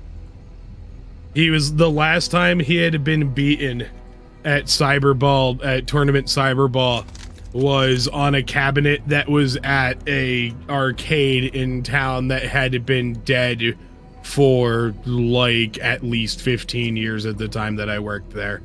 Damn. I remember the last like traditional video when I was a little kid. There was a traditional video arcade in State College where Penn State is called Playland. I went there like once before it closed when I was like 8 or 9 years old. I'm gonna look through my roster and see if this is I'm gonna look at who can I recruit a better hero than these people. I'm gonna take my free reshuffle. Yeah, dude. Oh. Excuse me. Maria Makarenko. She's got a Spectre 882 pump. The Pumpy. Excuse me. Kill the refs. Nagant 18. Yeah, I'm going to take her. And I'm going to change out the... Nagant pistols are fucking garbage. I'm going to, like, sell all of these. Those Nagant revolvers are actually like so fucking bad. The bullets that they fire are like one of the most dog shit pistol cartridges ever made. Yeah, I they like exist in Escape from Tarkov, and because those weird 7.62 by 25 Nagant millimeter Nagant cartridges, the Soviet army kept those around after the fall of the Empire and used those in the Tokarev pistols that they used during World War II.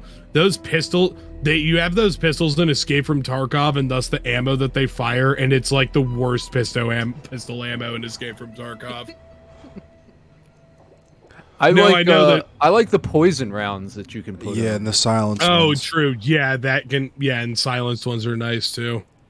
I do have a Nagant silencer. Fuck it, I'm gonna take that as my small weapon since I have like a bunch of Nagant silencers. I got the different. I'm gonna sell all my regular Nagants though. And I'm trying to unlock the different Pete. I got almost 8 bands, so I don't worry. I got 11 bands. Damn. What's up? I'm gonna say you got 11 bands. All right, what am I gonna bring for my tools? I'm going to bring the Thule. Where are the dusters? I'm gonna bring a pair of dusters for immolators. I'm gonna bring some throwing knives. Immolators. I'm gonna bring fices and a first aid kit. Of course, you never want to go without a first aid kit. I know vitality shots are good too, but I bring I usually bring. Yeah, I bring both. I use the first aid to like heal damage. Yeah, and then I use the vitality shot if I'm in a jam. Yeah, and I always run like the meta perks, physician and doctor. So I always bring a med pack. I'm gonna bring 2 Hellfire bombs.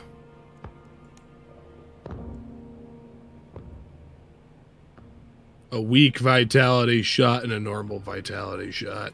You do poison with only 1 shot when using poison rounds, but I thought it took 2 because it takes 2 to light someone on fire with incendiaries. But it's dope. It only requires 1. Sorry, it took me so long to get ready. No, you're good. I'm just looking at my the legendaries I can buy. Thinking about copping me a new legend. I'm getting up. I haven't even I haven't been playing nearly enough to get legendaries. Oh, so I know that like Hunt Showdown hasn't done this. They haven't wiped this at all since it like released out of early access, right? What do you mean? Like, as in everybody's progress got like what Escape from Tarkov does every now and then when they add like a huge fucking update. Oh, nah, yeah, where everybody's progress gets nuked. Yeah, when I first got this game, I remember I think there was like one wipe after a huge fucking feature ad, and then they wiped it again when the game came out of early access and made all of the early access players start from fresh. Probably to like balance it out with the people that didn't buy it when it was in early access. And they were mad. I know they were mad. That I think they probably were mad, but I didn't mind because I played Escape from Tarkov, and on Escape from Tarkov, people look forward to the wipes. You might think that sounds crazy, like everybody would be pissed off that like all their progress is flushed down the toilet. Wipes are nice though, because they throw a wrench into things. You're gonna like even the like really sweaty streamers are for a period of time gonna be running with like broke man gear. I feel it. I haven't played that game yet. I've been thinking about it. Me too. It's actually like very like it has very similar like certain things about it are quite similar to this, just this has more of a PvE focus and also forces PvP more than Tarkov does too. You can like go through a Tarkov raid, do like no PvP at all and still like make progress.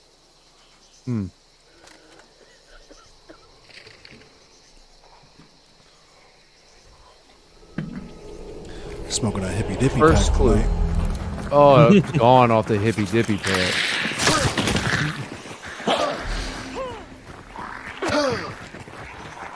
That horse is all the way dead. Okay. Our first clue is over here. Alright, I'm aiming for brains, just so you know. If yins need shit to be killed quietly, I have a silenced pistol. Oh, there's a dick.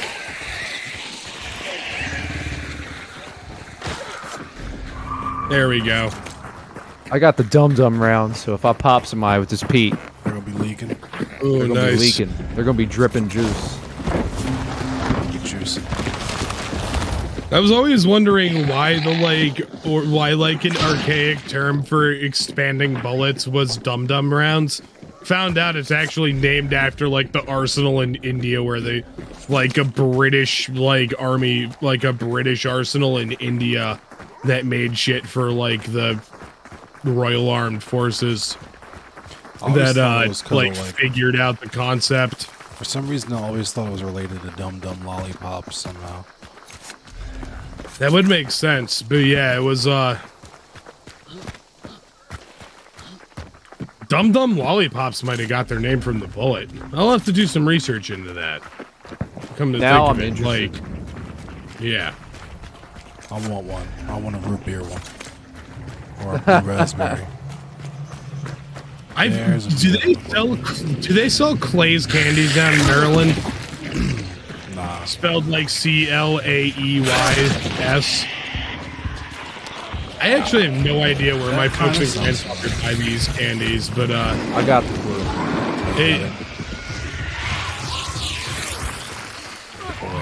Oh, where's the hive? Fuck. On the roof.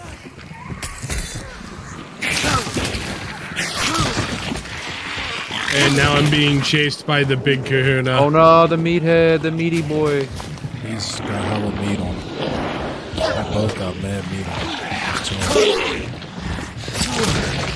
Oh shit, that's a meathead. He's mad. There's a lot of zombies here. Yeah, Hey, there's I a lot of aggroed fucking him. zombies. The meathead Wow, actually I am fucking honestly shocked crushed. that I'm still alive.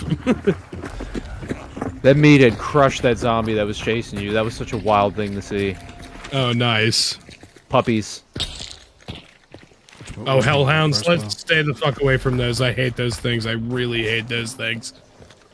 Alright, let's go this way. One time I was on the way to running the gauntlet solo and those fucking things ruined it. Oh no. I got so mad that I got so mad that I quit.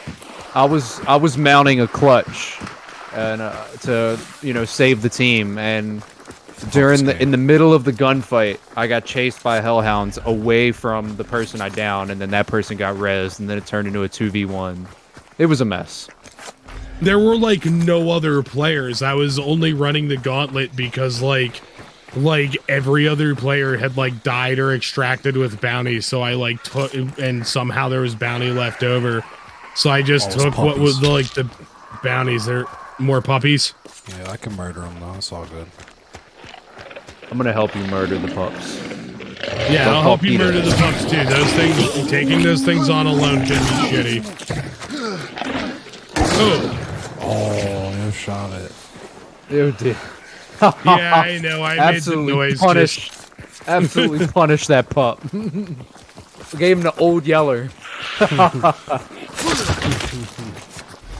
The only thing I hate about the pump action shotguns is that they force you to like waste a fucking round of ammunition if you're gonna reload them before they're empty. What you can do is you can either get bullet grubber, or when you shoot, hold R when you shoot, and you'll like the spent shell will act as a buffer shell, and then you can fill it up without spending the shell. Oh, nice.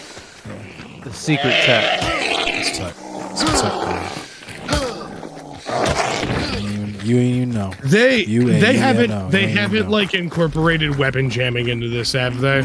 No, absolutely not. No. Yeah, that's one thing to warn you guys about in Escape from Tarkov, especially if you're using like weapons that are not in good condition. Oh my god. Or if you like are using something full automatic and just spray a shitload and overheat it to the point where it's like glowing red and shit. That increases your chances of the gun jamming on you. Well, like that shit would actually drive me slightly crazy. If I was about to shoot somebody and my gun jammed. And shit like that. So they actually put like stovepipes and shit. Yep.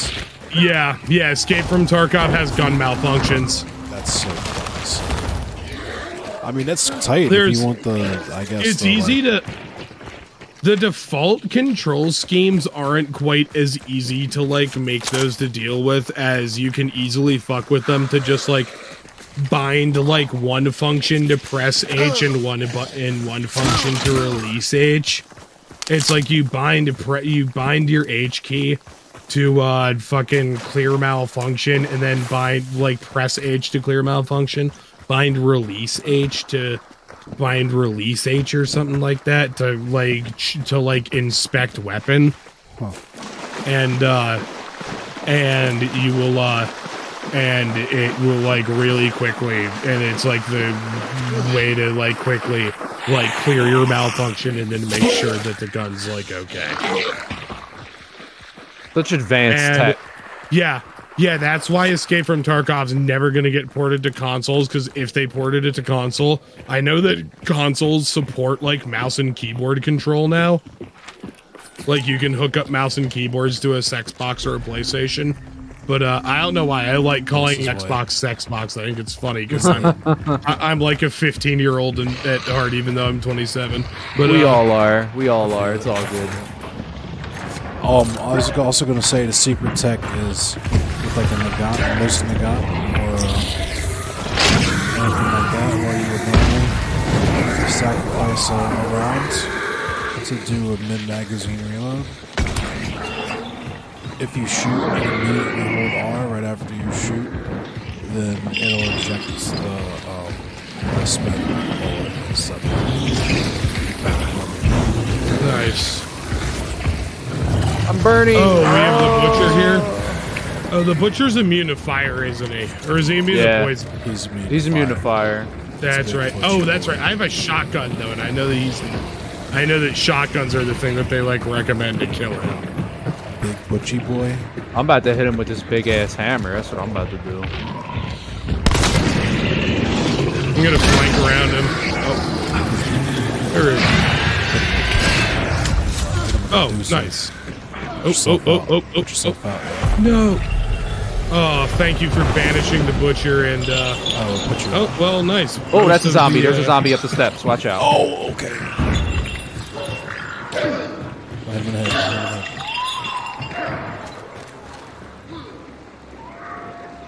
He will light you on fire. I hear people meleeing outside. There's people in the way. Yep. Yep, I think we have company. Okay, thank you for the follow.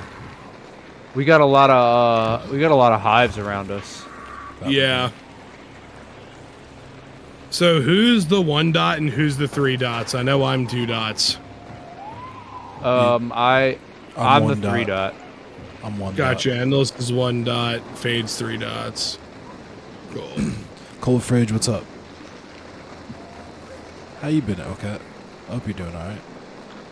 Good to see you. Yeah, hearing all the hives geeking out is like the definite sign we have company. It's like an Escape from Tarkov. If you're somewhere and there's bot scavs near you that don't know you're there, but then you hear them aggressively yelling at people and shooting at people that aren't you. I'll give you a follow as well, okay? After, there's people in the way, so I gotta stay trained on this door. So when they come through, I give them the old Hatfield and McCoy treatment, you feel me? Make sure that cowboy is Yeeha's last haul. But bring the elevator up so they can't use it. Yo, that other I'm night watching that one, like, those people came up the spin elevator. wheel to open the middle door. Oh. That was wild. I shot they that were one like, and- please. They were like, please shoot me in the brain. That shit was Oh, so are you crazy. talking about a different match? Yeah, they came up the Yeah. elevator, and I just immediately shot this woman in the face with the crossbow. Kuma Bear immediately shot the other one in the chest with the fucking pumpy, with the Romero.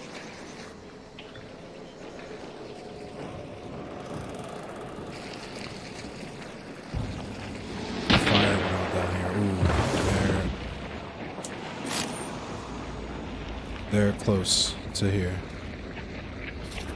Yeah, they're fighting. Yep. Thank you. Okay. Is there a third party, or are you fighting? Oh, with shit. them? They're Oh. fighting each other. That's third party. They're bodying each other. Yeah. I think I heard footsteps over on my side. If you guys like look around and see where I am, I'm like They're near me, basically too. guarding your guys' asses. I'm a wall bang them if they come through. Oh, I am not hanging out next to that explosive barrel. I'm hanging out on the corner of these stairs watching this. I'm posting They're up stupid. on the door. I'm posting up on the door. Yeah, I'm posting up on. It's one of those like big metal doors that you have to spin the wheel to open. They're stupid if they open it, but I can imagine people do. I know people do Nope, rest in stupid peace. shit. Rest in peace. Got his ass. Got his ass. Got his ass. Nice, good job. Watch out, watch out, watch out. This man's. Butcher's almost done banishing. Oh, there he is. There he is. I hit him through the door. I hit him I'm through gonna the go door. I'm gonna go take the bounty so I can see where all the hunters are. Got his ass. Oh shit! Good job. I'm burning. Scoop me up so I can pull myself out. Hold on. I hit one. Hold on, I'm bleeding. Oh, I'm they bleeding. hit I me. gotta stop the bleeding. Hit him again. Show your face again, motherfucker. Oh, he got me. Motherfucker. That's the problem with the Nagant silenced. It hits like a fucking staple gun. That's right in the flames. Motherfucker, I did like half of his I took like half of his goddamn damage. I'm trying to keep you from burning. Oh, he's going. He's going. Yeah, guys gotta line. Get up, run! Oh, shit. Alright, let me crack these Yeah, worry gates. about. I'm gonna spectate you guys. Worry about enemies before picking me up.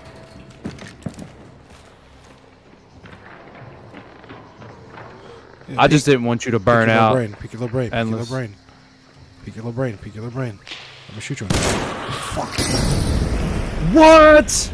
Damn it! Now he's burning my corpse. Nope. It's burning me too, apparently. Yeah, my corpse is right at the Cemetery. edge of the fire. It's the one at those at the Cemetery. top of those stairs. Hold up. Yep. Yeah, peek. Got you. Oh, he's dead. Nice. He's dead. Good That was hit. oh, that Thank you was so much, brains. Oh, that was brains. Oh, that was brains. Oh, thank you. Let's get it. Yep. I should have one of the bounties. Or do I? Wait. I got the bounty.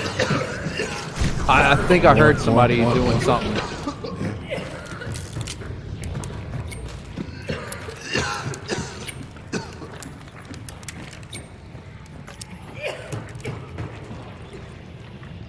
He's probably gonna try to come through that door.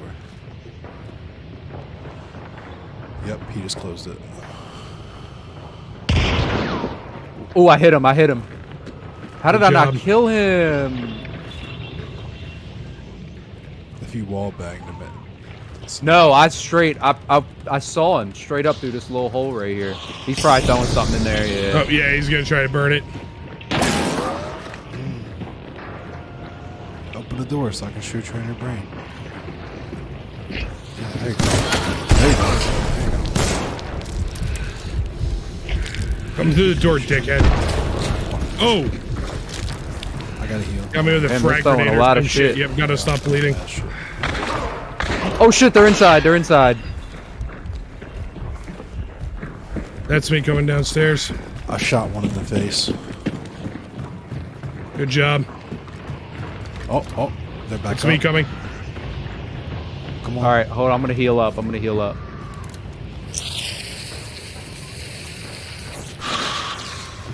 I see him. Oh fuck, I'm stupid as fuck. I threw it through the fucking choke bomb.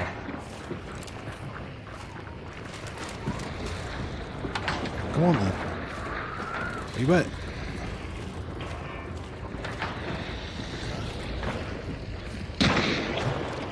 Whoa.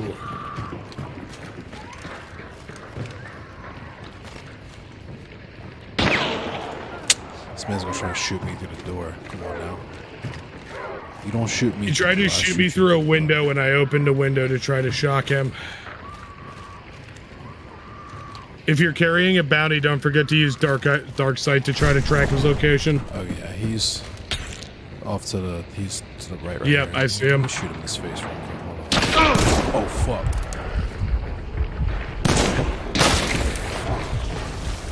I got a dip. Jump. Got him. Nice. Nice, good job. More? No sir. Oh, Oh, why are you back here. Back here. Yep. I'm coming. I'm out. Yep. I shot the barrel. Oh, I got him. I think I got him. You might have. I got to retreat and take a vitality shot. Sheesh. I think I got him. I heard him make a noise. Yeah, you got him, bud. Oh, big brain!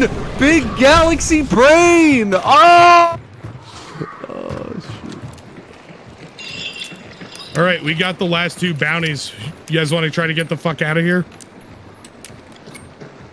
Where do we want to go? Do we want to go down to Fort Bolden, or do we want to go east of Pearl Plantation? It's like equidistant. It's whatever. I think that's server. If that's server, do you want to try to get the other bounty? Yeah, let's do it. No, it's all extracted. It is? Oh, it is. Oh, shit. Yeah. I wasn't even paying attention. Yeah, I'm just looting. I saw it saying that people extracted with bounty a while ago, and I noticed there's no spider bounty left. Ooh, a Martini Henry. I shot everybody in their brain. Everybody got shot in their brain.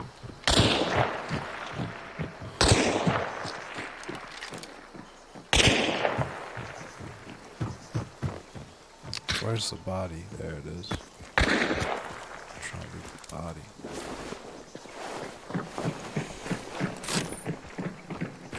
Yeah, we're like the last people in here, aren't we? Yeah, we are.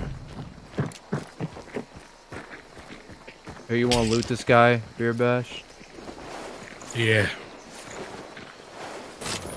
This man had a fucking... He's got an uppercut and a slate. He has my loadout if anybody wants my loadout. Oh, he's got the. I'm gonna have to take this. He's got the uppercut. He's got the chem and PP. He's got the. Hold on, he's got the carab. Hold on, what is this? The carabiner Deadeye and the conversion uppercut. I had to take the uppercut. Nah, this man over here has the slate and the uppercut. So this man had an uppercut too? Yeah, my man had an uppercut. Yeah. They all had uppercuts. They're mad as shit. Where's the slate? They brought the different take beats, that. but they weren't playing different.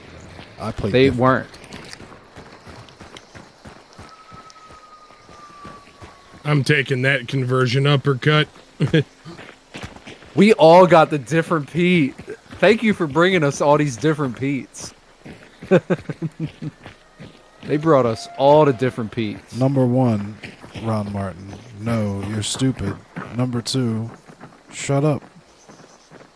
Hey, you know it's tight? Because I can make you Is there shut up. some dumbass in your chat? Yeah. Hold on. I want to ban them. This It's is YouTube. what I'm It's here YouTube. for. Oh, it's YouTube. Oh, You dual no. stream. That you dual stream. That's right. Yeah.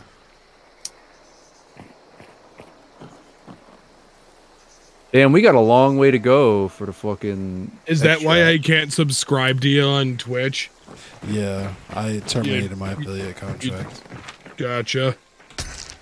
Upgrade points right here. The reason why I haven't done that to dual stream is because YouTube streaming is like so fucking bad. It is. I just do it just to do it. And it Yeah, stores I all feel my it. VODs instead of them getting yeeted after however long Twitch yeets VODs for. Yeah, that's the plus.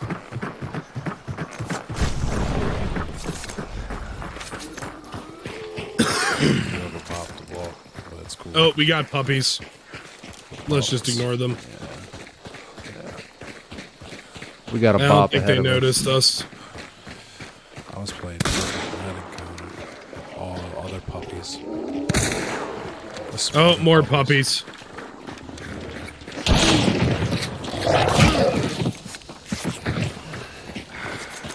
We were all playing different that encounter. We were all playing. They weren't touching none of us. They weren't fucking with us. The clutch ass revives.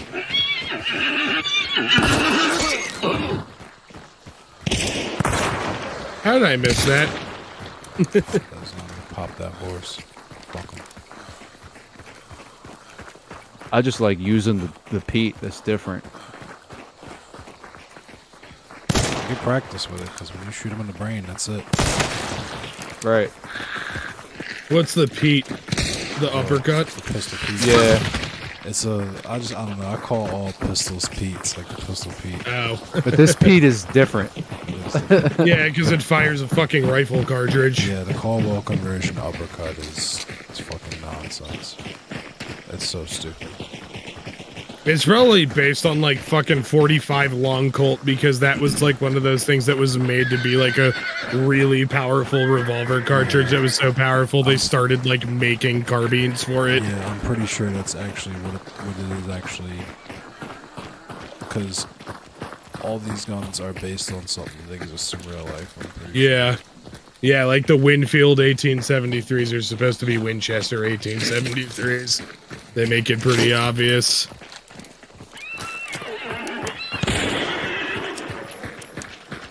How did the horse survive that, bro? I'm saying. Yeah, what the fuck? Oh shit. Oh.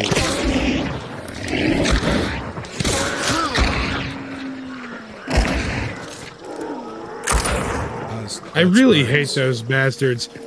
Like, when I was gonna run the gauntlet solo and they ruined it.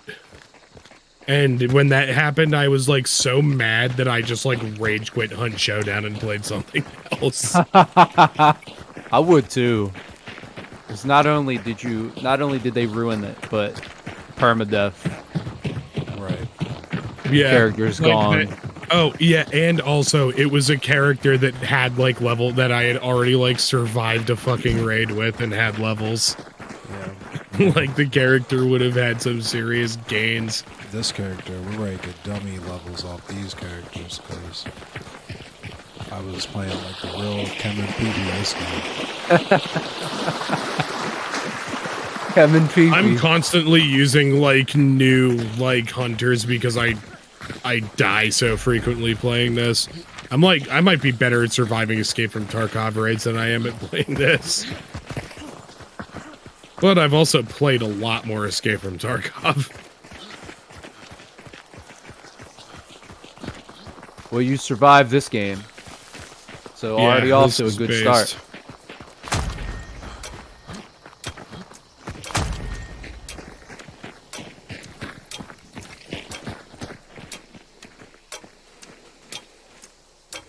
Now, this is the nice thing about Escape from Tarkov is you get into the extraction area and it only takes like the regular extractions. It takes like fucking 10 seconds. There's some extractions where it takes way longer, like the car extracts, and those ones you also have to pay money.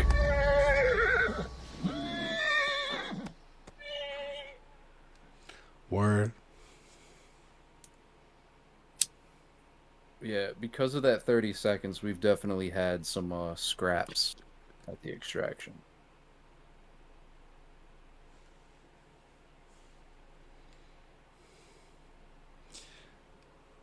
PP time. On the map Shoreline on Tarkov, this one extract that's not one of the standard extracts that's always available, that's only available sometimes, it's called Pier Boat. You have to go out to the end of the docks on the pier on Shoreline and hide behind this boat, and it's a 30-second extract. One time, back in like fucking like 4 or 5 years ago when I first, like 5 years ago when I first got into Escape from Tarkov, I've been into that one for a long time too. I remember I ran out there trying to extract because I had like a good raid, and this was back in the era when I hate how they don't do this anymore. How it used to be is if the pier boat was there available, there would be this yacht at the end of the dock, and then if somebody took the pier boat, it would disappear, or if it just wasn't available for that raid, it wouldn't show up at all. And so but then they changed it so that the yacht's always there, and so you have to like run out there and figure out whether it's active or not. That's wild. And yeah, it's fucking stupid. Honestly, it's my least favorite change they've made to it. Overall, the game's improved like shitloads since I first got into playing it. But damn, my character is. I was just geeking because I was thinking of somebody sent me this meme. The pirate dude from Kids Next Door with the lollipops and Jolly Ranchers and hard candies and shit all in his beard. Oh fuck! Damn, we killed 6 fucking hunters. We did. Hell yeah! 2 teams, and then the 1 team extracted. So that was savory. But let me see how many people did I kill. I killed 4 people. Nice. I didn't get any kills. I hit people, but I didn't kill anybody. How do you check? Go to last match up in the right corner. I got 2. Y'all probably got hella assists though. I got 1 assist. 2 kills. I got 1 assist also. No kills. I'm kind of salty because I know to retire the hunter has to be at least level 25, and I got like 2/3 of the way to level 25 from level 24 with the experience from that raid. Damn, you really are 1 short. Let me put some perks on. Let me get perked up. Yeah, it's like it's like if it's 4th and 1 and you fucking go for it and you gain like 30 and you gain like 31 inches instead of, and you gain like and you gain like 35 inches instead of a whole yard. I know that pain all too well. Yeah. And I still like watching American football, but like back when I was in high school, I started playing American football when I was in 8th grade in middle school. Then when I was a freshman in high school, I still played football, but I started playing rugby that year. This character has 23 trait points. Nice. I could just like. Oh yeah, same here. What the fuck? How did this happen? Yeah, I can get perks and also maybe fuck with my health chunks because my character is. Oh, my character lost a health chunk. That's right. Add 25 hit point chunk to your health. This will cost 1 upgrade point. Fuck it. Yeah, I have 4 small hit chunks and then 1 big hit chunk at the end. So, all right. Yeah, I got the hit chunk back that I lost. Chunky. I'm getting chunky. All right, good upgrades to have. Should I keep using the Spectre? Yeah, you know what? Fuck it. I'll use the Spectre and the Caldwell conversion uppercut. Buy another vitality shot. Damn. I should have. I looted that stamina shot off a player. That's right. Mr. Cuddyhan. Oh, never mind. What legendaries can I buy? I didn't get enough juice from Mr. Fuck, Cuddyhan. I don't have nearly enough blood bonds to buy any of the legendaries. Yeah, me neither. I have 259. I shot that man dead in his brain. Alt-left fascism. What? My man is irony poisoned. Yeah, it sounds like somebody might be detached. Alt-left. Oh, I love that people were like trying to call Bernie Bros the alt left in the past. I remember, and I was just like, I'm sorry, what the fuck is wrong with you? Yeah, we definitely heard stories about roving gangs of Bernie Bros beating people up in the streets and screaming. If there's anything close to, shit. if there's anything close to an alt left, it's like the serious, like twisted bastards, like fucking Shining Path and shit. Like the people who are like, in order to liberate the working class, we must take this person who was nebulously accused of being a traitor to our cause and boil their baby. Yeah, that's wild. That is like that is like way less of an issue with left-wing politics than it is with right-wing politics. Right. Especially at least in the United States. Right. I can understand people in Peru being weird about Shining Path because they acted like they were so noble, but they just like went around boiling babies and terrorizing people. But yeah, that's not the case here.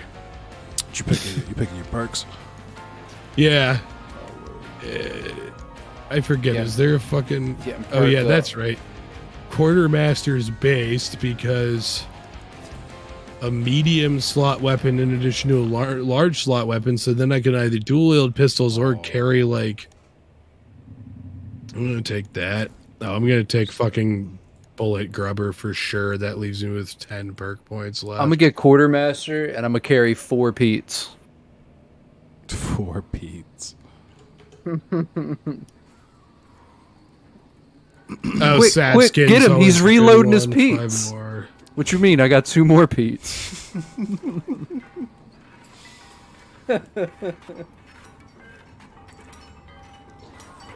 I'm still using Bleeding this will dead not man's Pete. I escalate stole this from Pete off that late person we medium killed and when they came up the elevator.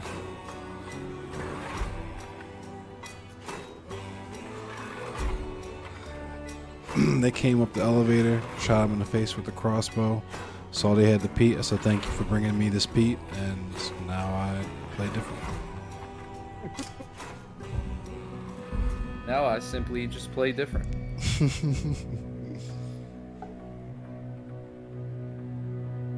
I feel like some of the random teammates I've played with recently probably saw what my fucking bloodline rank was and then were shocked by how shitty I am at this game. Like, yep, sorry, dude. Just because I've had this game since it was in early access, and if they didn't wipe it, my bloodline rank would probably be, I would probably be prestiged. I'm on here shooting people. Yeah, the bloodline ranks have prestige, like fucking COD levels, right? Yeah. Yeah. I've always thought that shit was sort of cheesy. It's fun. It's actually, this is the first game I've actually done that in, though, just because all the guns are workable. You can get brainy shots. Oh, all true. When it comes to, I don't really play like many shooters other than ones that put a twist on the genre, like this or Tarkov, or I'll play like super tactical or like sim-esque shooters, like Rising Storm 2 on the more arcade end, or the original Red Orchestra and Rising Storm. The original Red Orchestra 2 and Rising Storm, or I just got Dawn of War 3. Squad. I'm so hurt that it sucks. Oh, rip. I thought you liked it. Heard of Squad? It sucks. Nobody plays it. You've ever... Squad is some of the fucking brutal shit. No, I've never played it. Squad is awesome because it's just like meant to be like pure fucking like kind of military. It's meant to be like it's based on an old Battlefield 2 mod from like the mid-late 2000s called Project Reality that basically took like Battlefield's mechanics and made them like much more realistic and tactical. And so, yeah, Squad it's 50 on 50. It's 100 player servers max size. And it's all like extremely fucking tactical. And basically a total steamroll of a match that's like laughably lopsided with like just how Squad's set up will take like 40 minutes. Damn. A close match will like run out the clock, and the default settings are the matches run with a countdown clock of 2 hours. God damn. And I've played an entire 2-hour match before where the only thing that decided was like who was like winning when the clock ran out. It gets fucking nuts. And it takes a while to develop too. Like one of the main modes is kind of like Battlefield Conquest, except the capture points don't become spawnable when you capture them. You have to, other than your main base, your squad has to set up spawn points, either a rally point that's available to your squad and your squad only is able to be set up by the squad leader, or either that, or you can build forward operating bases, but you have to have the squad leader like put down a radio, and like logistics trucks have to like drive into the radio's radius and drop off like construction and ammunition supplies, and you have to like build the fucking operating base. So yeah, every soldier gets like some like a fucking like entrenching tool, like a utility shovel basically. And a lot of what you're doing in the early game is you're sitting there with your squad digging things. And then, so it's like slow to develop, but when it develops, like when shit starts hitting the fan, like the teams actually like start making real moves on objectives and shit after they get their initial setups, it hits the fan. Because it'll be the shit like you and a squad of infantry will be like riding in a Bradley towards an objective. The Bradley will stop short of the objective, like on like a hilltop that overlooks the objective, like a few hundred meters away, and let you out, and you'll just be like running with your dudes over there to attack the place on foot, while to soften it up for you, the Bradley vehicle that took you there just lights it up. Okay. Yeah, I hear him too. No, that shit sounds kind of tight, though. I pissed off a horse. It is. It's really fucking like sweaty, but it's awesome. And you also, it can be very draining on hardware. So I don't really play it much anymore because trying to stream it, it's like, it doesn't really come out that great. Yeah, I can imagine that's probably damn near impossible. It'll run. I mean, I could stream it okay if I had newer equipment. My computer's 10 years old. Oh, shit. I'm shocked I'm able to talk on Discord with you guys while streaming this. Here. The video card's newer, but yep. Yeah, we're getting close to dickheads. Don't go that way. Yeah, I'm not gonna trigger that. I don't want to deal with it. I don't have anything to kill the puppies. I have a shotgun. Oh, did you mean just the like sound trap cage puppies? puppies? Hellhounds? Yeah, the cage doggies. The puppers. They're in there though. I hear them. They're in this building right here. Yeah. Little window. Don't you open up that I'm gonna window. go around the other side of that fence. Open up that window. I'm gonna shoot you in your eyebrow.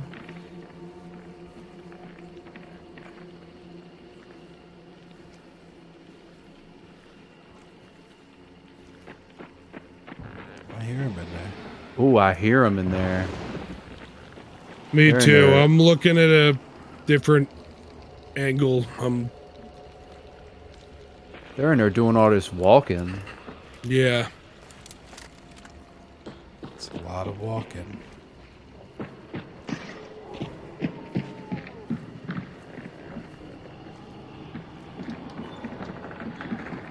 I see him through the wall. Ooh, I shot him through the wall. I'm gonna push.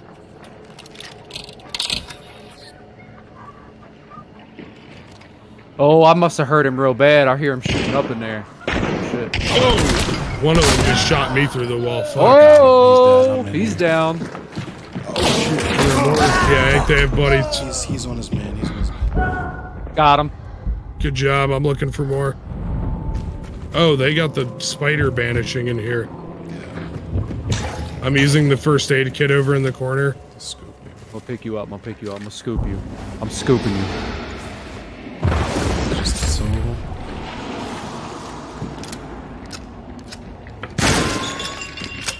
Yeah, we got company, don't we?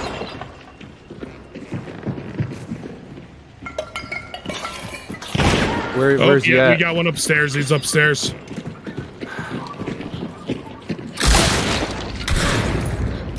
Hit him again. Are you down? Nope. How did I? Yeah. Jesus oh Christ. yeah. Oh yeah. Putting in that work. Putting in that crazy, stupid, goofy work.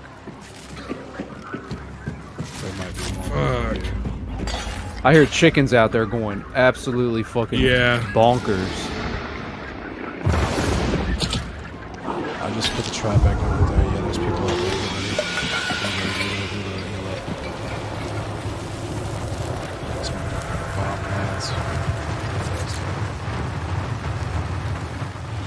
Yeah, I think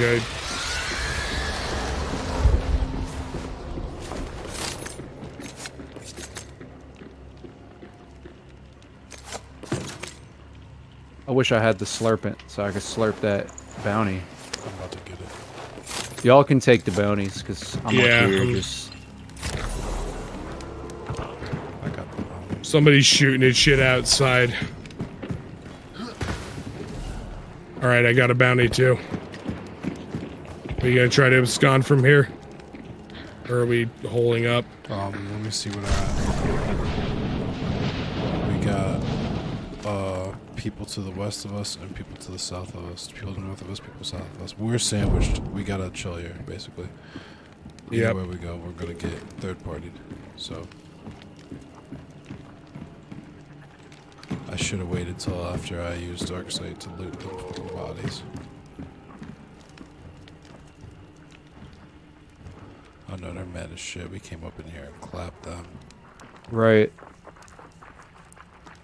They're on the Oh, compound. you hear that?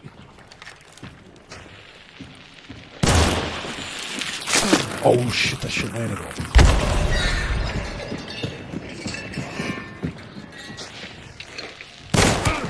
Shot him. Good job.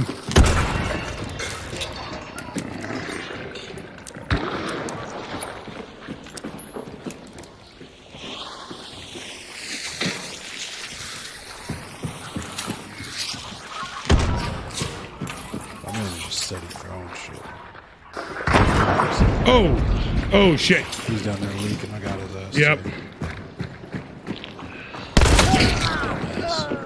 Nice. Come get your man.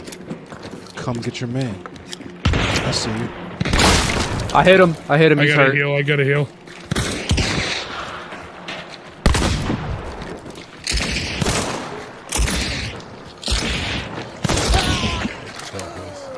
What's up? What's up? What's up? Oh, she shot me in my head. Oh, damn. Be careful, she's out there. Or that person.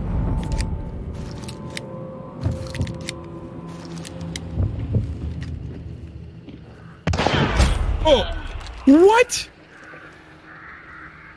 Where are they shooting from? I have no idea. And I can't access the kill view. That sounded like inside with you. I hear feet in there. How far was 36 meters?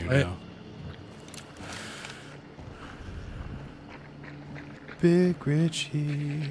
Yeah, be careful. Right there.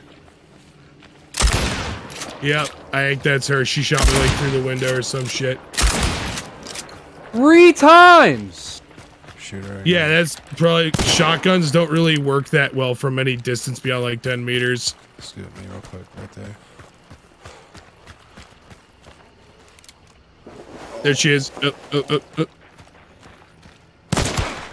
Nice hit.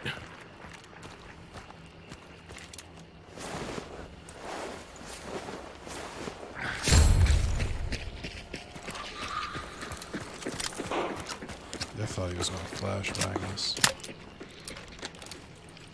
Little does he know. Holy shit. I'm coming to get you. Careful. Oh, thank you. Yeah, be careful.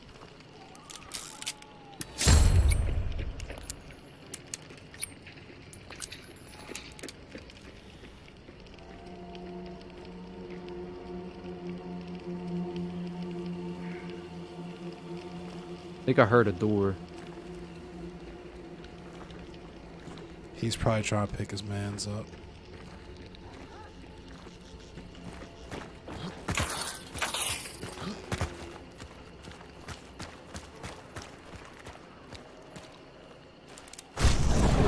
Nah, he's still over there. I'm about to... How much dark sight you got left? 1 second. Gotcha. I still have all 5. He's back there.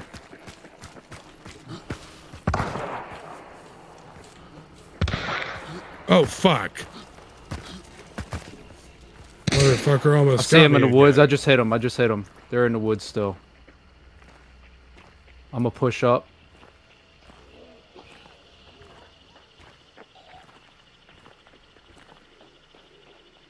Had to heal.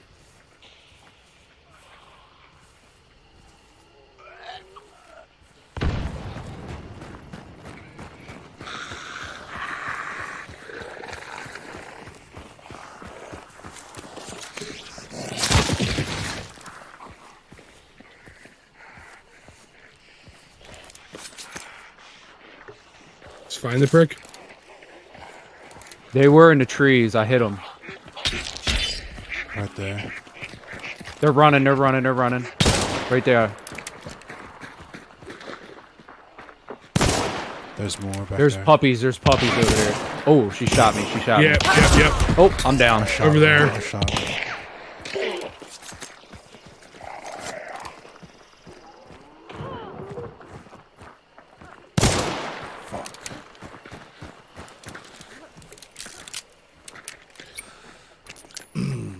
I'm not equipped to fight. Do we have the bounties at least? Oh yeah, we do. They Yeah. died Oh, out I there. heard somebody die. Yeah, I heard somebody die.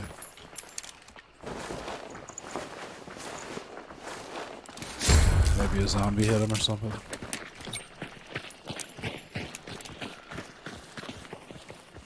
And but we're going the wrong way to get the extract. We could go for the southwest extract and try to just run away from where that person was. Nah, fuck that. I want smoke. Let's go. Northwest extract.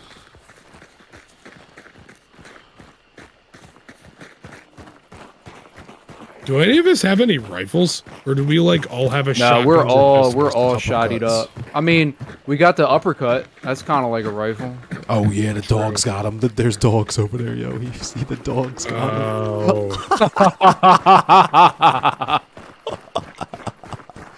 Should we kill the dogs and see if the corpse is over there? I'm with it. Nah, fuck it. I want. Are we? We can. I mean, if you want to. Get some loot. Maybe he's got a gun.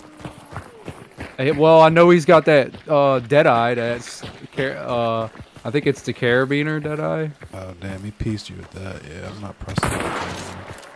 You shot the pup. I did too.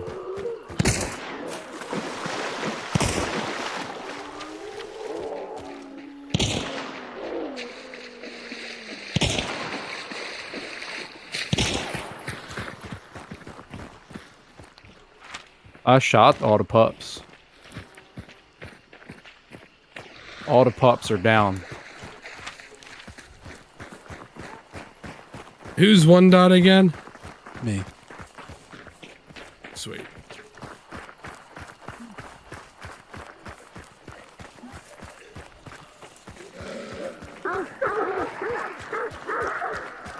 Wait. Or wait, is all the butcher bounty extracted or? No, the butcher bounty isn't extracted. Should we do it? Oh, wait a minute. Was that server? I think it might have been, and nobody's even killed or banished the butcher. Bro, let's yet. go for the butcher. Let's go for the butcher. Let's run the fucking gauntlet. Ouch. I am almost out of bullets. There's a hold on. I There'll just saw on the map. definitely be plenty of things to loot ammo from. There is a wagon at. There's all the wagons are in the other area where the clues are. Wagon. All right, we can just grab one on the way to the clues. I'm sure. I at least have 2 shoddy shells and 6 peat rounds, so I'm set for at least one encounter. We got 28 minutes. We should totally be able to get 3 clues and kill the butcher and get out of here. I still have a sticky, so absolutely. Nice.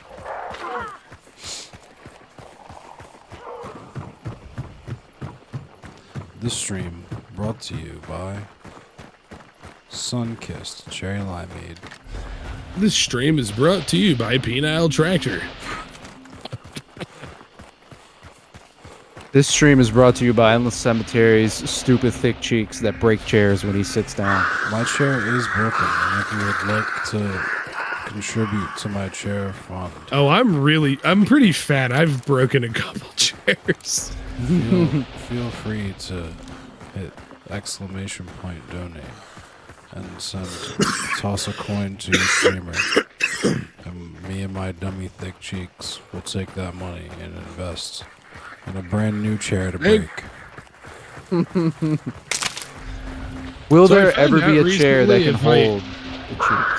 I found out recently it's technically illegal to send pubes to your congressman because you're like not allowed to send any like body parts over the mail. And pubes count as that. I was gonna send Andy Harris my toenail. Because there's this website called www.sendpubes.com where it's like you can like pay this website to like send people bags of pubes for you, and I'm guessing if they send a bag of pubes it's like fake hair, Probably. like doll hairs or something. But the chair fund. Well, for $10 extra, I will send my real pubes. But yeah, I've always had a feeling like I want to like test that website and have like pubes sent to my own address with some hateful message to just to like see if like they actually do it and they don't just like, because I have this feeling like the dude just takes your money and doesn't even send any pubes. Oh, I got him. Sounds like something I would do. Thanks. Boss is here. Methods. Boss is here. Oh, you found the boss? Sick. Oh, based.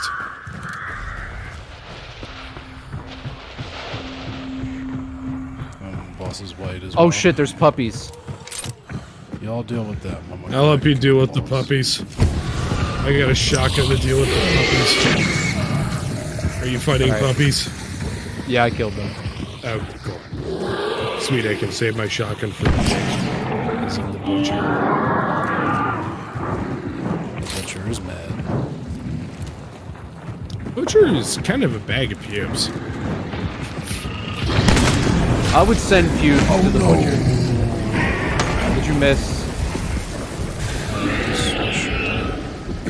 Did you set shit on fire? Fire doesn't work on butcher, remember? No, he set me on fire. He hit me. Oh, that's right. He throws fire at us. It's been a while since I fought that guy. I've had all the weird bosses recently. Yeah. Come here, asshole. Oh shit! Boom, he's dead.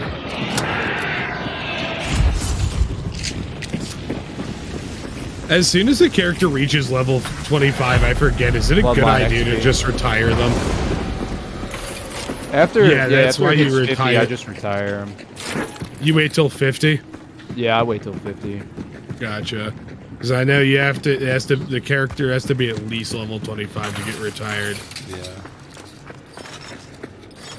Yeah, I do genuinely think we're the last people in here.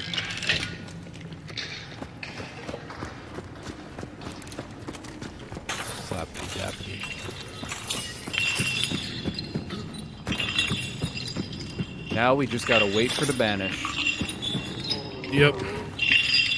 We just gotta wait for the pubes.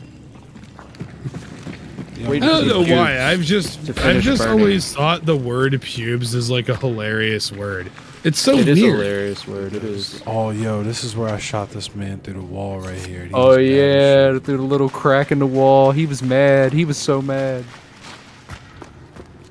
I feel like these last two hunts we've played, we've made some people very ass mad by dabbing on them. Oh, no doubt. By just like virtually spooging all over their fucking faces. Because they try to get us, but they don't know that we're different. Yeah, I'm playing different tonight. Me too. I'm popping off a little bit tonight. I don't really pop off like this. I feel like I've just been getting carried, and I feel like a leech. Oh nah, you've been putting in the work. You've been putting in the work. Yeah, true. Even if I'm just like the bullet bag distraction. I hear you hitting, and that's it. That's all you really gotta do. That's what's been pissing me off is I've been hitting people, but it's like it's just like really hitting somebody with the chest with this like rifle bullet, even though it's out of a revolver, isn't killing them. Really. Sometimes that's all you gotta do. Even though this isn't Escape from Tarkov, and it's not, and people we're not wearing body armor or anything. I like to flank around. I don't know if about that, but my style. I mean, it's good strategy. Yeah, so if you just slide, well, that's tactics more than strat. If you land one shot, even if they can square up on me when I surprise them, I only have to land one on them, and that's it. Yeah. Then we can snoop. Damn, we still got like 21 minutes. Are we just gonna go for southeast? I think that's the closest. Yeah.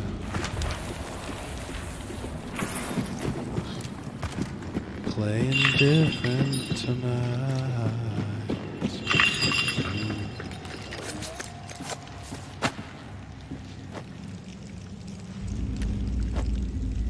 Your opinion on Within the Ruins?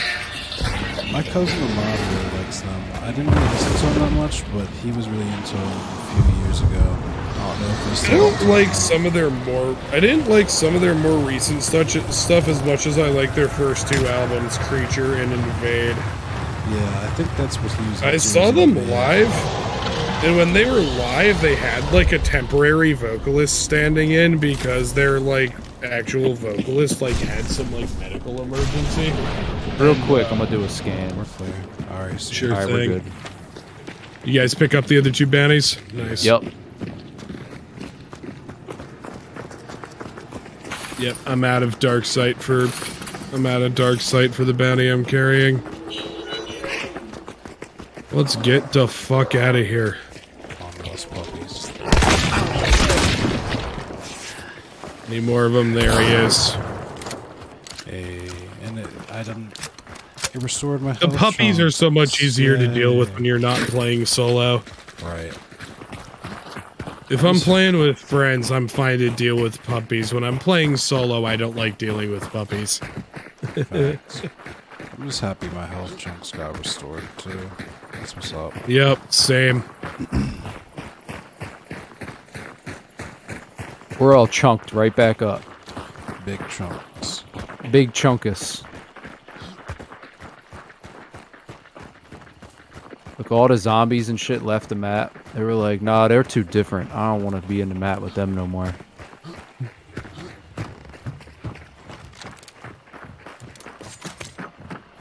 Too different. Oh, wait, never mind. There's some zombies right here.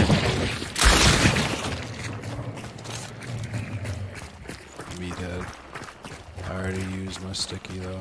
One of those fucking dudes had a bomb lance. I got a sticky. Well, I got hellfire bombs also, so...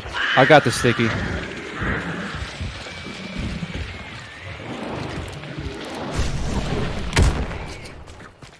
I blew him right up. Look how much Nice. meat there is. He didn't drop anything.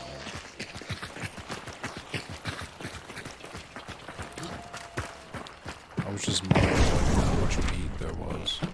There's a trait right here. What? Bigger. Oh? Got that. Oh, weird. There's Oh, I two could hives. only let you two pick it up. It disappeared after the second My one. bad. Yeah, it only lets 2 people pick them up. No worries. Hives are pubic. Cubic hive. The bees were on. That shit was crazy. I had bugs. I got the bugs on me. One time I smoked like way too much Stuck by Mr. Nice Guy. Or no, it wasn't Stuck by Mr. Nice Guy, it was just Mr. Nice Guy. Some of that like really nasty like fake cannabinoid shit. Like, you know, that like really nasty shit where people would take like herbs and spices you use in the kitchen Like and just like potpourri and soak shit. them in and like soak them in like cilantro and oregano and potpourri and shit, just like soak them in nasty chemicals. And it was like K2 was one of the more famous brand names. I remember hearing about that. I've I actually tried never- it more times than I should be, more times than I'm proud of. And one time I smoked a bunch of that shit with a friend of mine. One time I smoked a Oh, the bunch bees. of that. Oh my god, the bees. Oh, the bees. I'm sorry, the bees were getting me. No worries. Worst trip of your life on spicy? Yeah, I never fucked with any of that shit. I knew it was bad. I knew it was on top, honestly. No, it was bad. I like one time, like every time I smoked this shit, I had a bad time, and then I would be like, "Oh, this is a different Falling brand. through Maybe hell, this will be less surrounded by terrible." violence. Jesus Christ. And what happened to me? Yeah, so I was hanging out with my friend. We went into this like park in our town and smoked some fucking Mr. Nice Guy. Like smoked a bunch of this shit. I like started losing my mind. My friend got out of my car and started riding his longboard around the parking lot of this park. And it's like a weekday. It's like a weekend afternoon, broad daylight. I'm standing there watching him longboard around, and then suddenly I just start hallucinating bees. Oh shit. Yeah, and not just bees. Like I was hallucinating like giant fucking wasps that were like a couple inches long, and it was like I was standing in the middle of a swarm. Like for every like cubic foot of airspace, there was like at least like 3 or 4 of them flying around. I was just like, hey, Billy.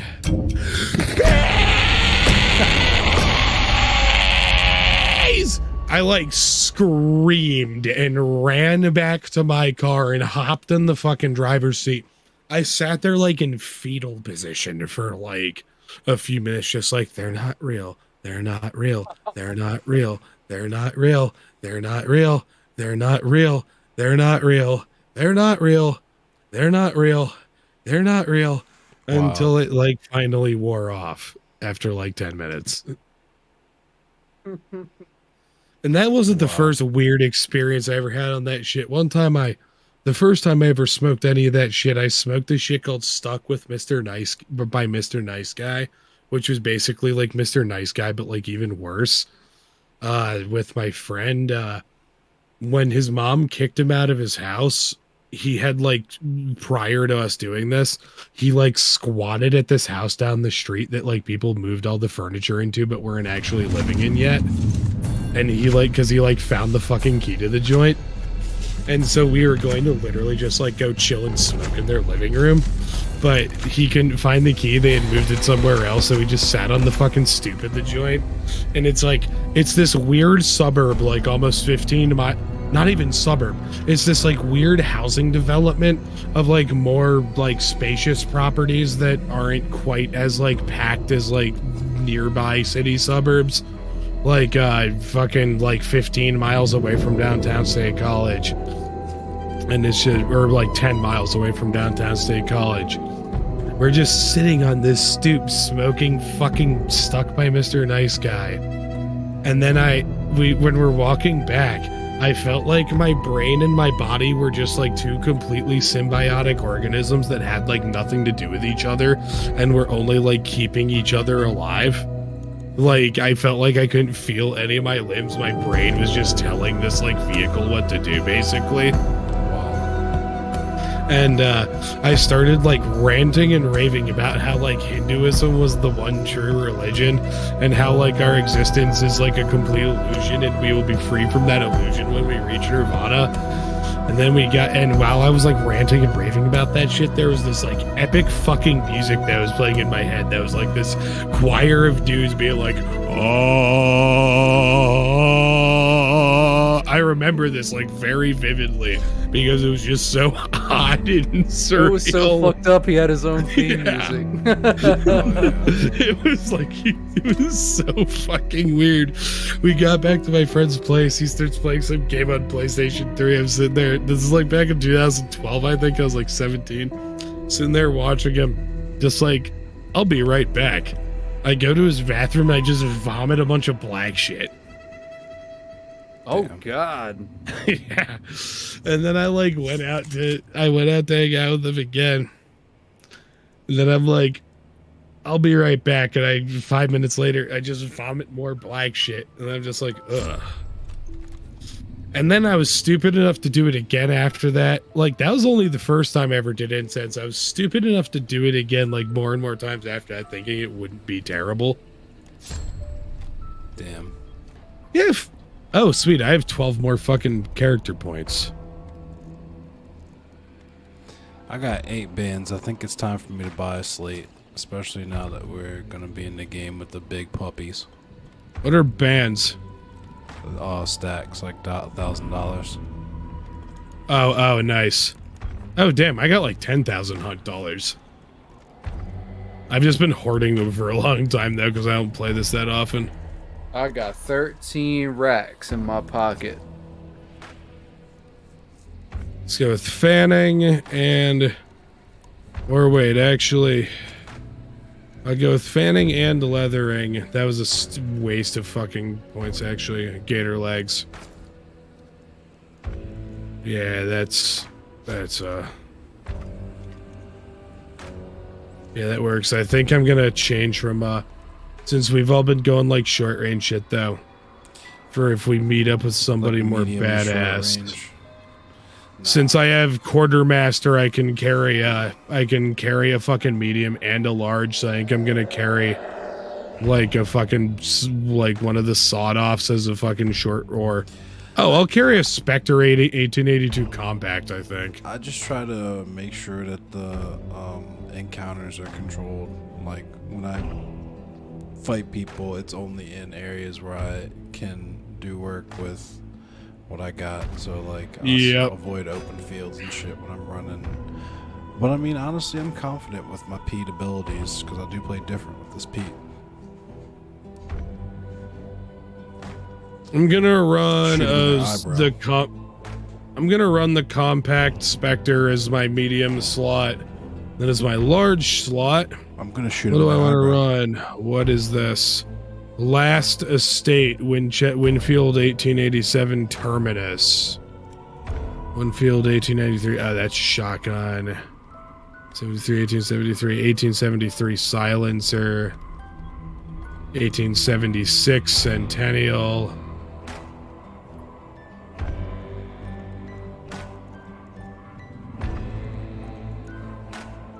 Ooh. Nice. That's a lever action, and I have the thing to like speed up how much a lever action should I swargo.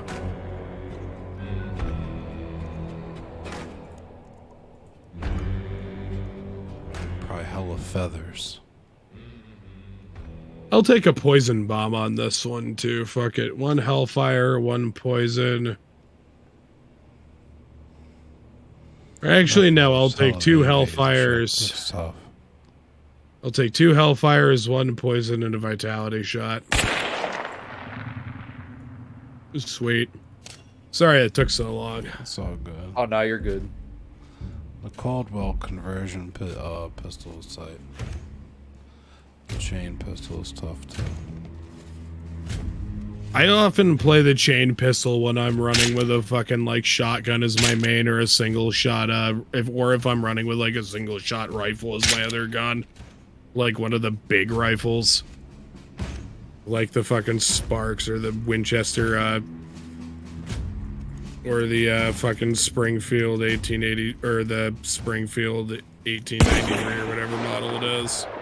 I like the Springfield. I just wish that I didn't have to reload it every time I took a shot. Right. Yeah, that's why in the like early 1900s the US Army dumped the trapdoor Springfields dumped the trapdoor Springfields and the Krag rifles for the model 1903 Springfield because it was bolt action. That was like the one thing that the Spanish during the Spanish-American War had like one up on the US military. The US military was using fucking Krag Jorgensen rifles and trapdoor Springfields. The Spanish military bought Mausers from the German Empire. Damn. But even though they had better guns, it was the Spanish military. In late 1800s, Spain colonial empire was like the weakest of the European colonial empires that still existed other than maybe the Portuguese. Actually, no, at that point, the Portuguese definitely had a way stronger colonial empire than the Spanish did. In 1898, the Portuguese had a lot more holdings than the Spanish did. The Spanish colonial holdings at that point were mainly restricted to like present-day Western Sahara, I think, and like certain groups of islands like Guam, Puerto Rico, and Cuba.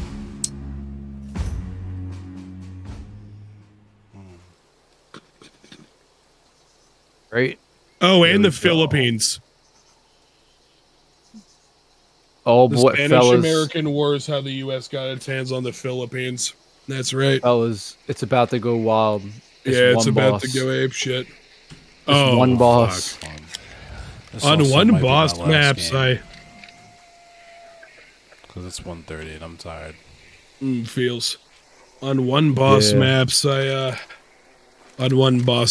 do frequently I frequently like wait to let somebody else banish it, and that's when I'm playing solo though. Usually when I'm playing solo, I wait to let other players banish and then try to kill them and steal the bounties. The real bounty thief. Mr. Steal Yo Bounty. Yep. Steal your bounty. As a horsey. Although I'm often not that successful at it.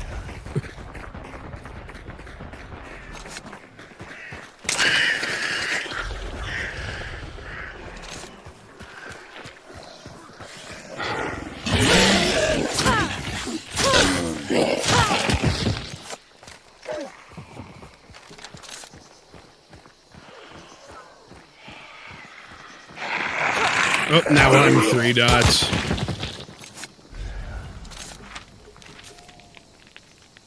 Who just got the clue? I got it. Okay. Oh, you slurping them? I picked it up. I didn't slurp it. I just picked it up. The next one's this way. How did I go past the clue? But yeah, I'm 1 dot. Still. I think the person who sends the invite and then leads the party is always 1 dot. Oh shit. Already shooting. Already over there shooting. Ah, there's burbs. Oh. Already over there shooting too. Crazy. Everybody's shooting. All this shooting is happening. That's all this shooting about. People are wanting to swing their dicks around.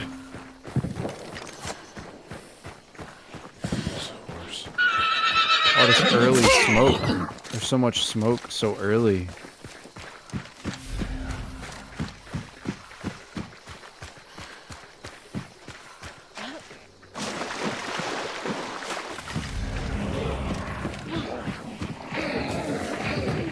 You have a good night, Dahurima. Thank you very much for coming to hang out. A rune came by. Closest clue is going to be at Weeping Stone to the west. The Weast. Heading off to the I Weast. thought you said Weast. Want to know a weird fact? Bill Fagerbaki, the guy who voices Patrick on SpongeBob, before SpongeBob came out, he You're far from us, by the way. I'm trying to get to y'all because I hear people near me. They're behind me to the southeast. Players? Yeah. What were you saying about the Patrick? On the HBO show Oz, he played this like prison guard who was connected with the Aryan Brotherhood and would like let the Aryan Brotherhood dudes just like kill people and help them cover it up. Patrick? Oh nah, not Patrick. Patrick. And that J.K. Simmons dude who like played J. Jonah Jameson in the Tobey Maguire Spider-Man movies. That guy was also this like really nasty prison Nazi. Spider-Man. All those palms.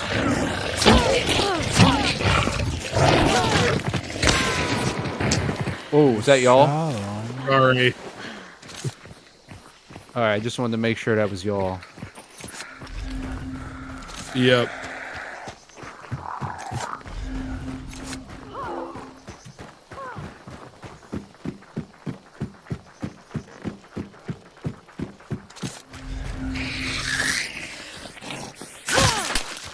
And I do have a rifle this time, so are you both running like short, medium range stuff again? Yeah, I'm kind of running with the same loadout. It's been doing me justice. I have a model 1873, which isn't as like long range as some of the other rifles are, but still has range to it. Dead ahead. Oh boy. Should we just try to go there and kill should we be the first my God. one to kill him? Yeah, I'm with it.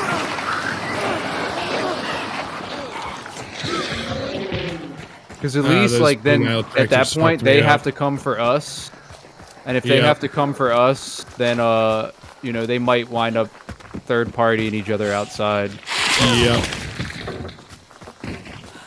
Which is something that I always take great pleasure in hearing. What is this boss vulnerable to again? Sticky bombs. I think, yeah, everything's vulnerable to sticky bombs. I think it's vulnerable to fire, but if you light it on fire, it doesn't drop any items. Oh.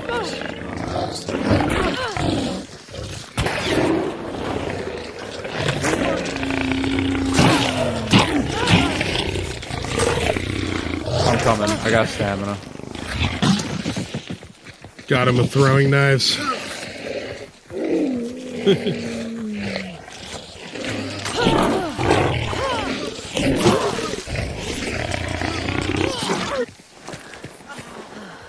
I hate those dicks. Yeah, that's That puppy fucked me up pretty good. me too.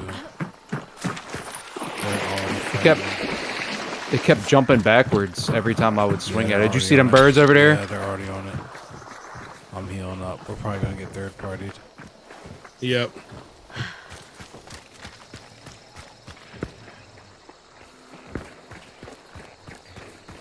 Immolator. Oh, fuck. That's cool. I got a knuckle knife. I'm gonna light this dude on fire. Oh, I missed. Oh, shit!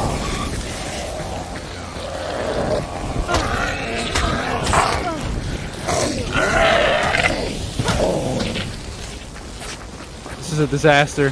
This is a disaster. Alright, at least I didn't get a whole shot.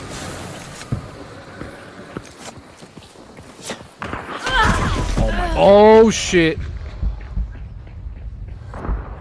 I have no. That was from behind us, right? My back while I was trying to dip. Yeah. Oh, I see them. I just took a shot at one of them. I don't see him. Oh my god, I'm getting shot from the other side now. Oh, we just got totally dickballed.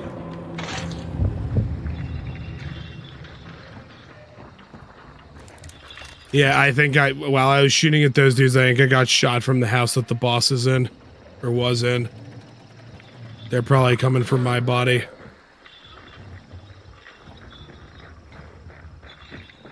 I'm gonna chill here and wait. Call.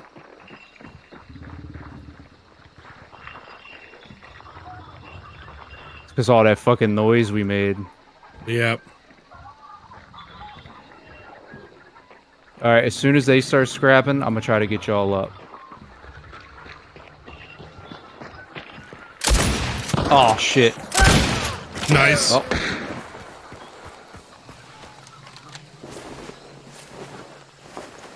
Alright, get up. I need you to help me.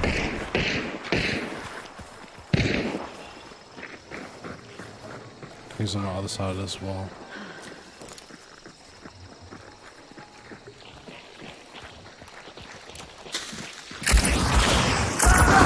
I got one. I got one.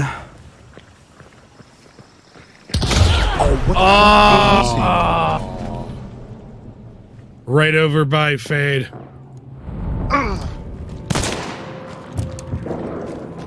Damn, I was so close to retirement. The guy who, yes, I could have retired. I should have just retired my character since she was over level 25. Yeah, I was at 45 and I retired mine. I was like, nah, I'm gonna get clapped in this next one if I should have retired mine. I have to hit 50. I have to do it. Like, it's just something I have to do. It's the only way I can retire.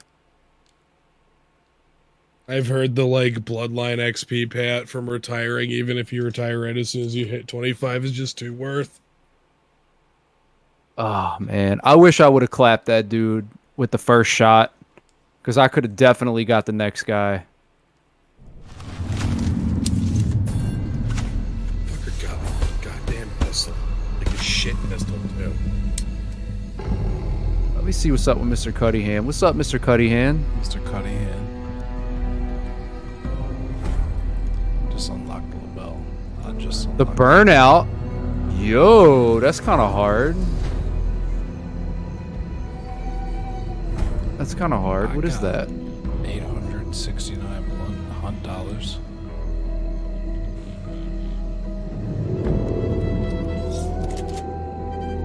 Hey, I unlocked the Pete. That's different. Nice. The different Pete. Different Pete. Different Pete. This dude has a crossbow, so I'll see what's up with it.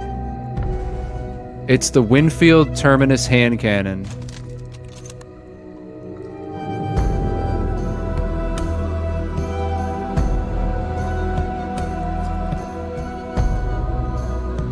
Shit's kind of tough. Looks like it's trash though.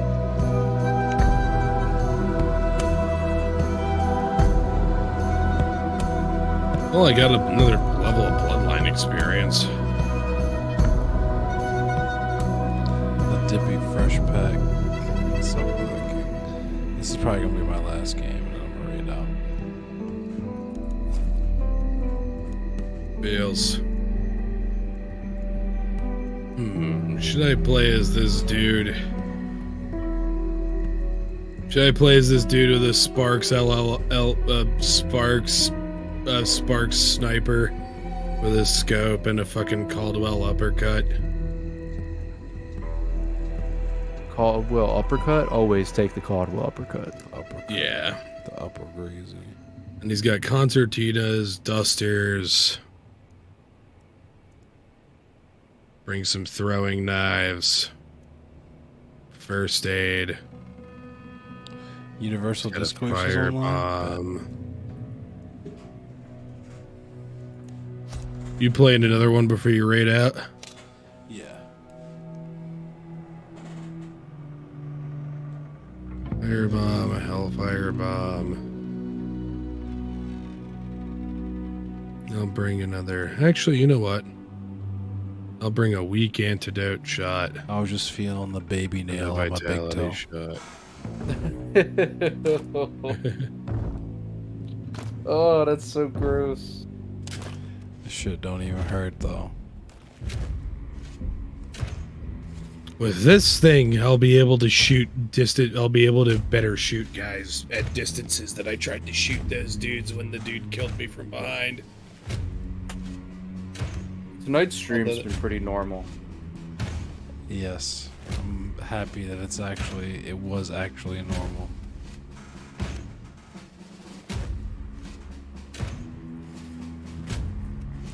And I got an actual dope raid from Merrick, and not a hate raid from the people that be on From Hippy Dippy. insert streamer here abuses insert streamer here. From name that is just something insanely anti-Semitic.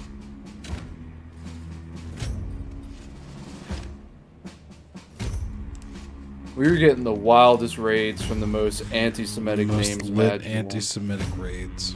It was tough. It was pretty tough. All because I was talking about how Stardust let Richard Spencer JQ in the second interview and didn't challenge him or push back on any of the shit that he was saying.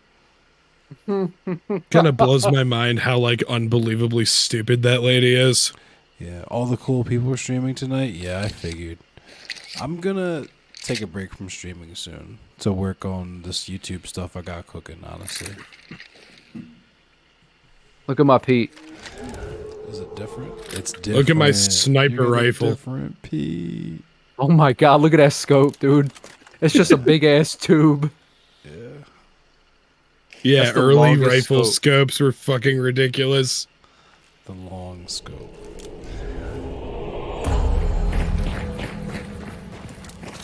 I got the Spectre 1882 and the different Pete.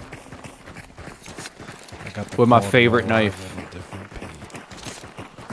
I've got the Caldwell rival, or no, not the Caldwell. I've got the Caldwell uppercut and that giant rifle. So I got 20. And they both take. Oh yeah, that's right. The Caldwell rival takes the same bullets as Sparks does, so I have 25 bullets between the two of those.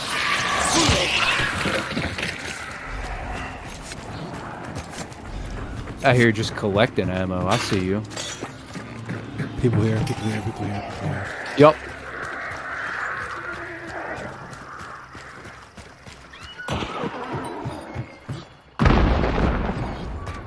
I'm gonna huck a firebomb through the wall into the second floor. They're not in here. They're closed. Oh, They were right on the other side of that wall.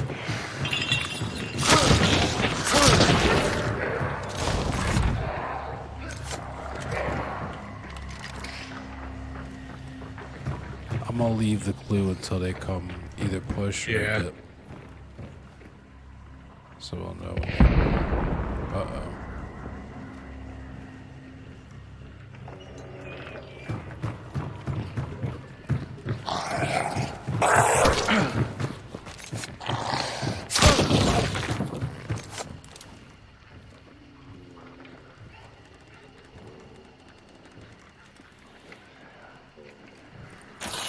Alright, let's just get the clue and get after him. I'll hunt it. Oh, never mind. I saw one right on the other side of the fence.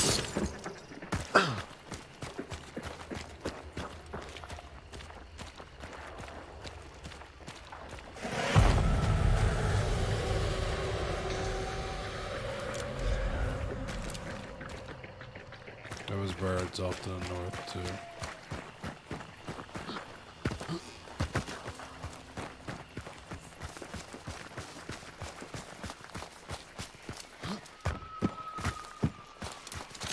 Why is it showing us oh, wait, that's the banish thing from because the spider's already being banished.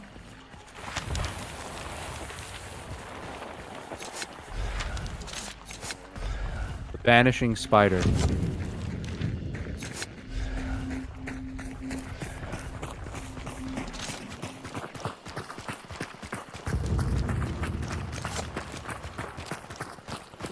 Hopefully this is compound we're coming up on.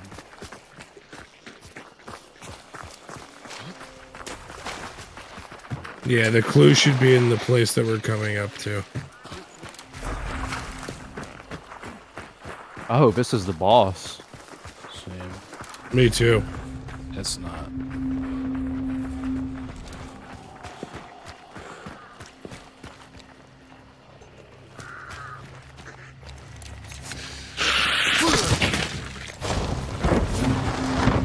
Did you guys hear like the sound of somebody getting shot not too far away from us, or was that you guys faulting something? It wasn't me. So I don't know. Might have been me, I don't know. They're banishing the butcher. That's all good. We're fighting all to the north still. Well, I can We're stealing somebody's bounty. All right. Basically. That's what's happening. That's all that means to me. Is that somebody's bounty's getting stolen. Somebody's definitely getting shot in the eyebrow.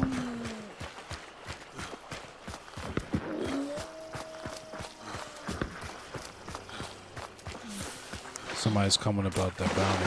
That's what that means to me.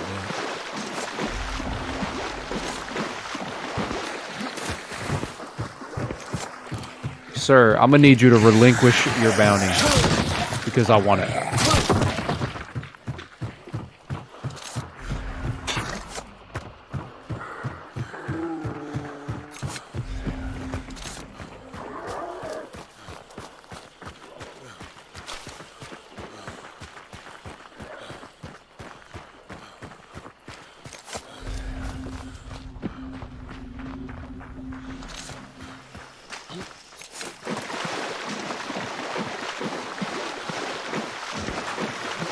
I say we go for the butcher one. It's bigger, it's closer, and they got more time to banish.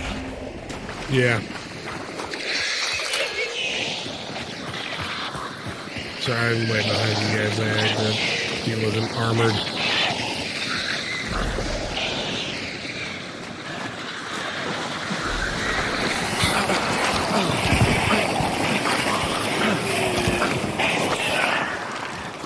Oops, I'm sorry. I didn't see the birds. Burbs. Watch out for the puppies. Okay. Their horse. Ah, fuck. I clicked by accident. I just fucked this up.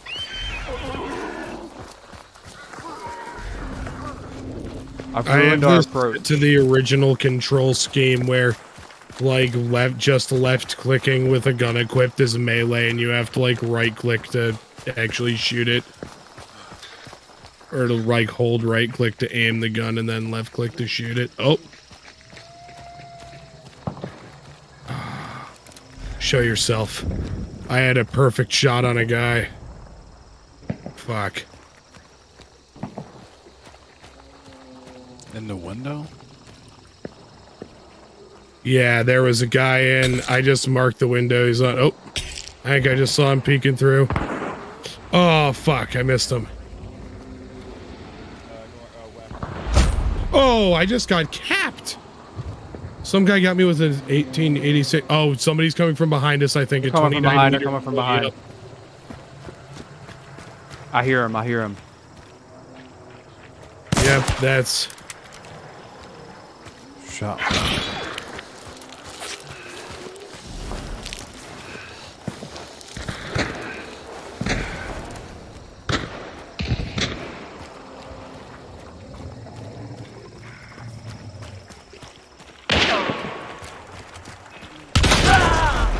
Oh.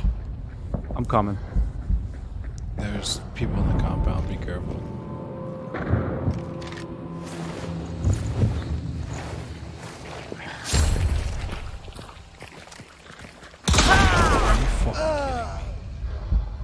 He's got a hand cannon. He's on. I got shot from the side where the building was, and I got shot by the guy in front of me. So I was getting fucking sandwiched anyway. That was horse hockey. Yeah, I got shot with a. I got shot with the sparks, and then I got shot with the fucking Pete. Yeah, the guy who killed me just... I heard somebody shoot near me, and I thought it was the guy in the fucking, like, window that I was lined up at, but nah, it was this asshole with a fucking compact Springfield. That's that's my fault, most likely, because I popped that fucking shot off by accident. They heard that shit. Instantly got fucking mega horny and just was like, we're gonna... Yeah. I should have been checking my ass better.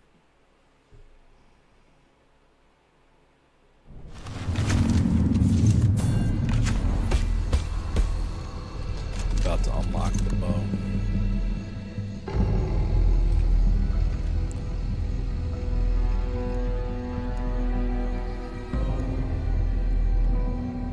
Yin's calling it there. Yeah, I'm probably gonna do that. Me too. Alright. Thanks for the games, yo. Oh yeah, thanks. Yeah, I'm down to play this again sometime soon for sure. Have a good one.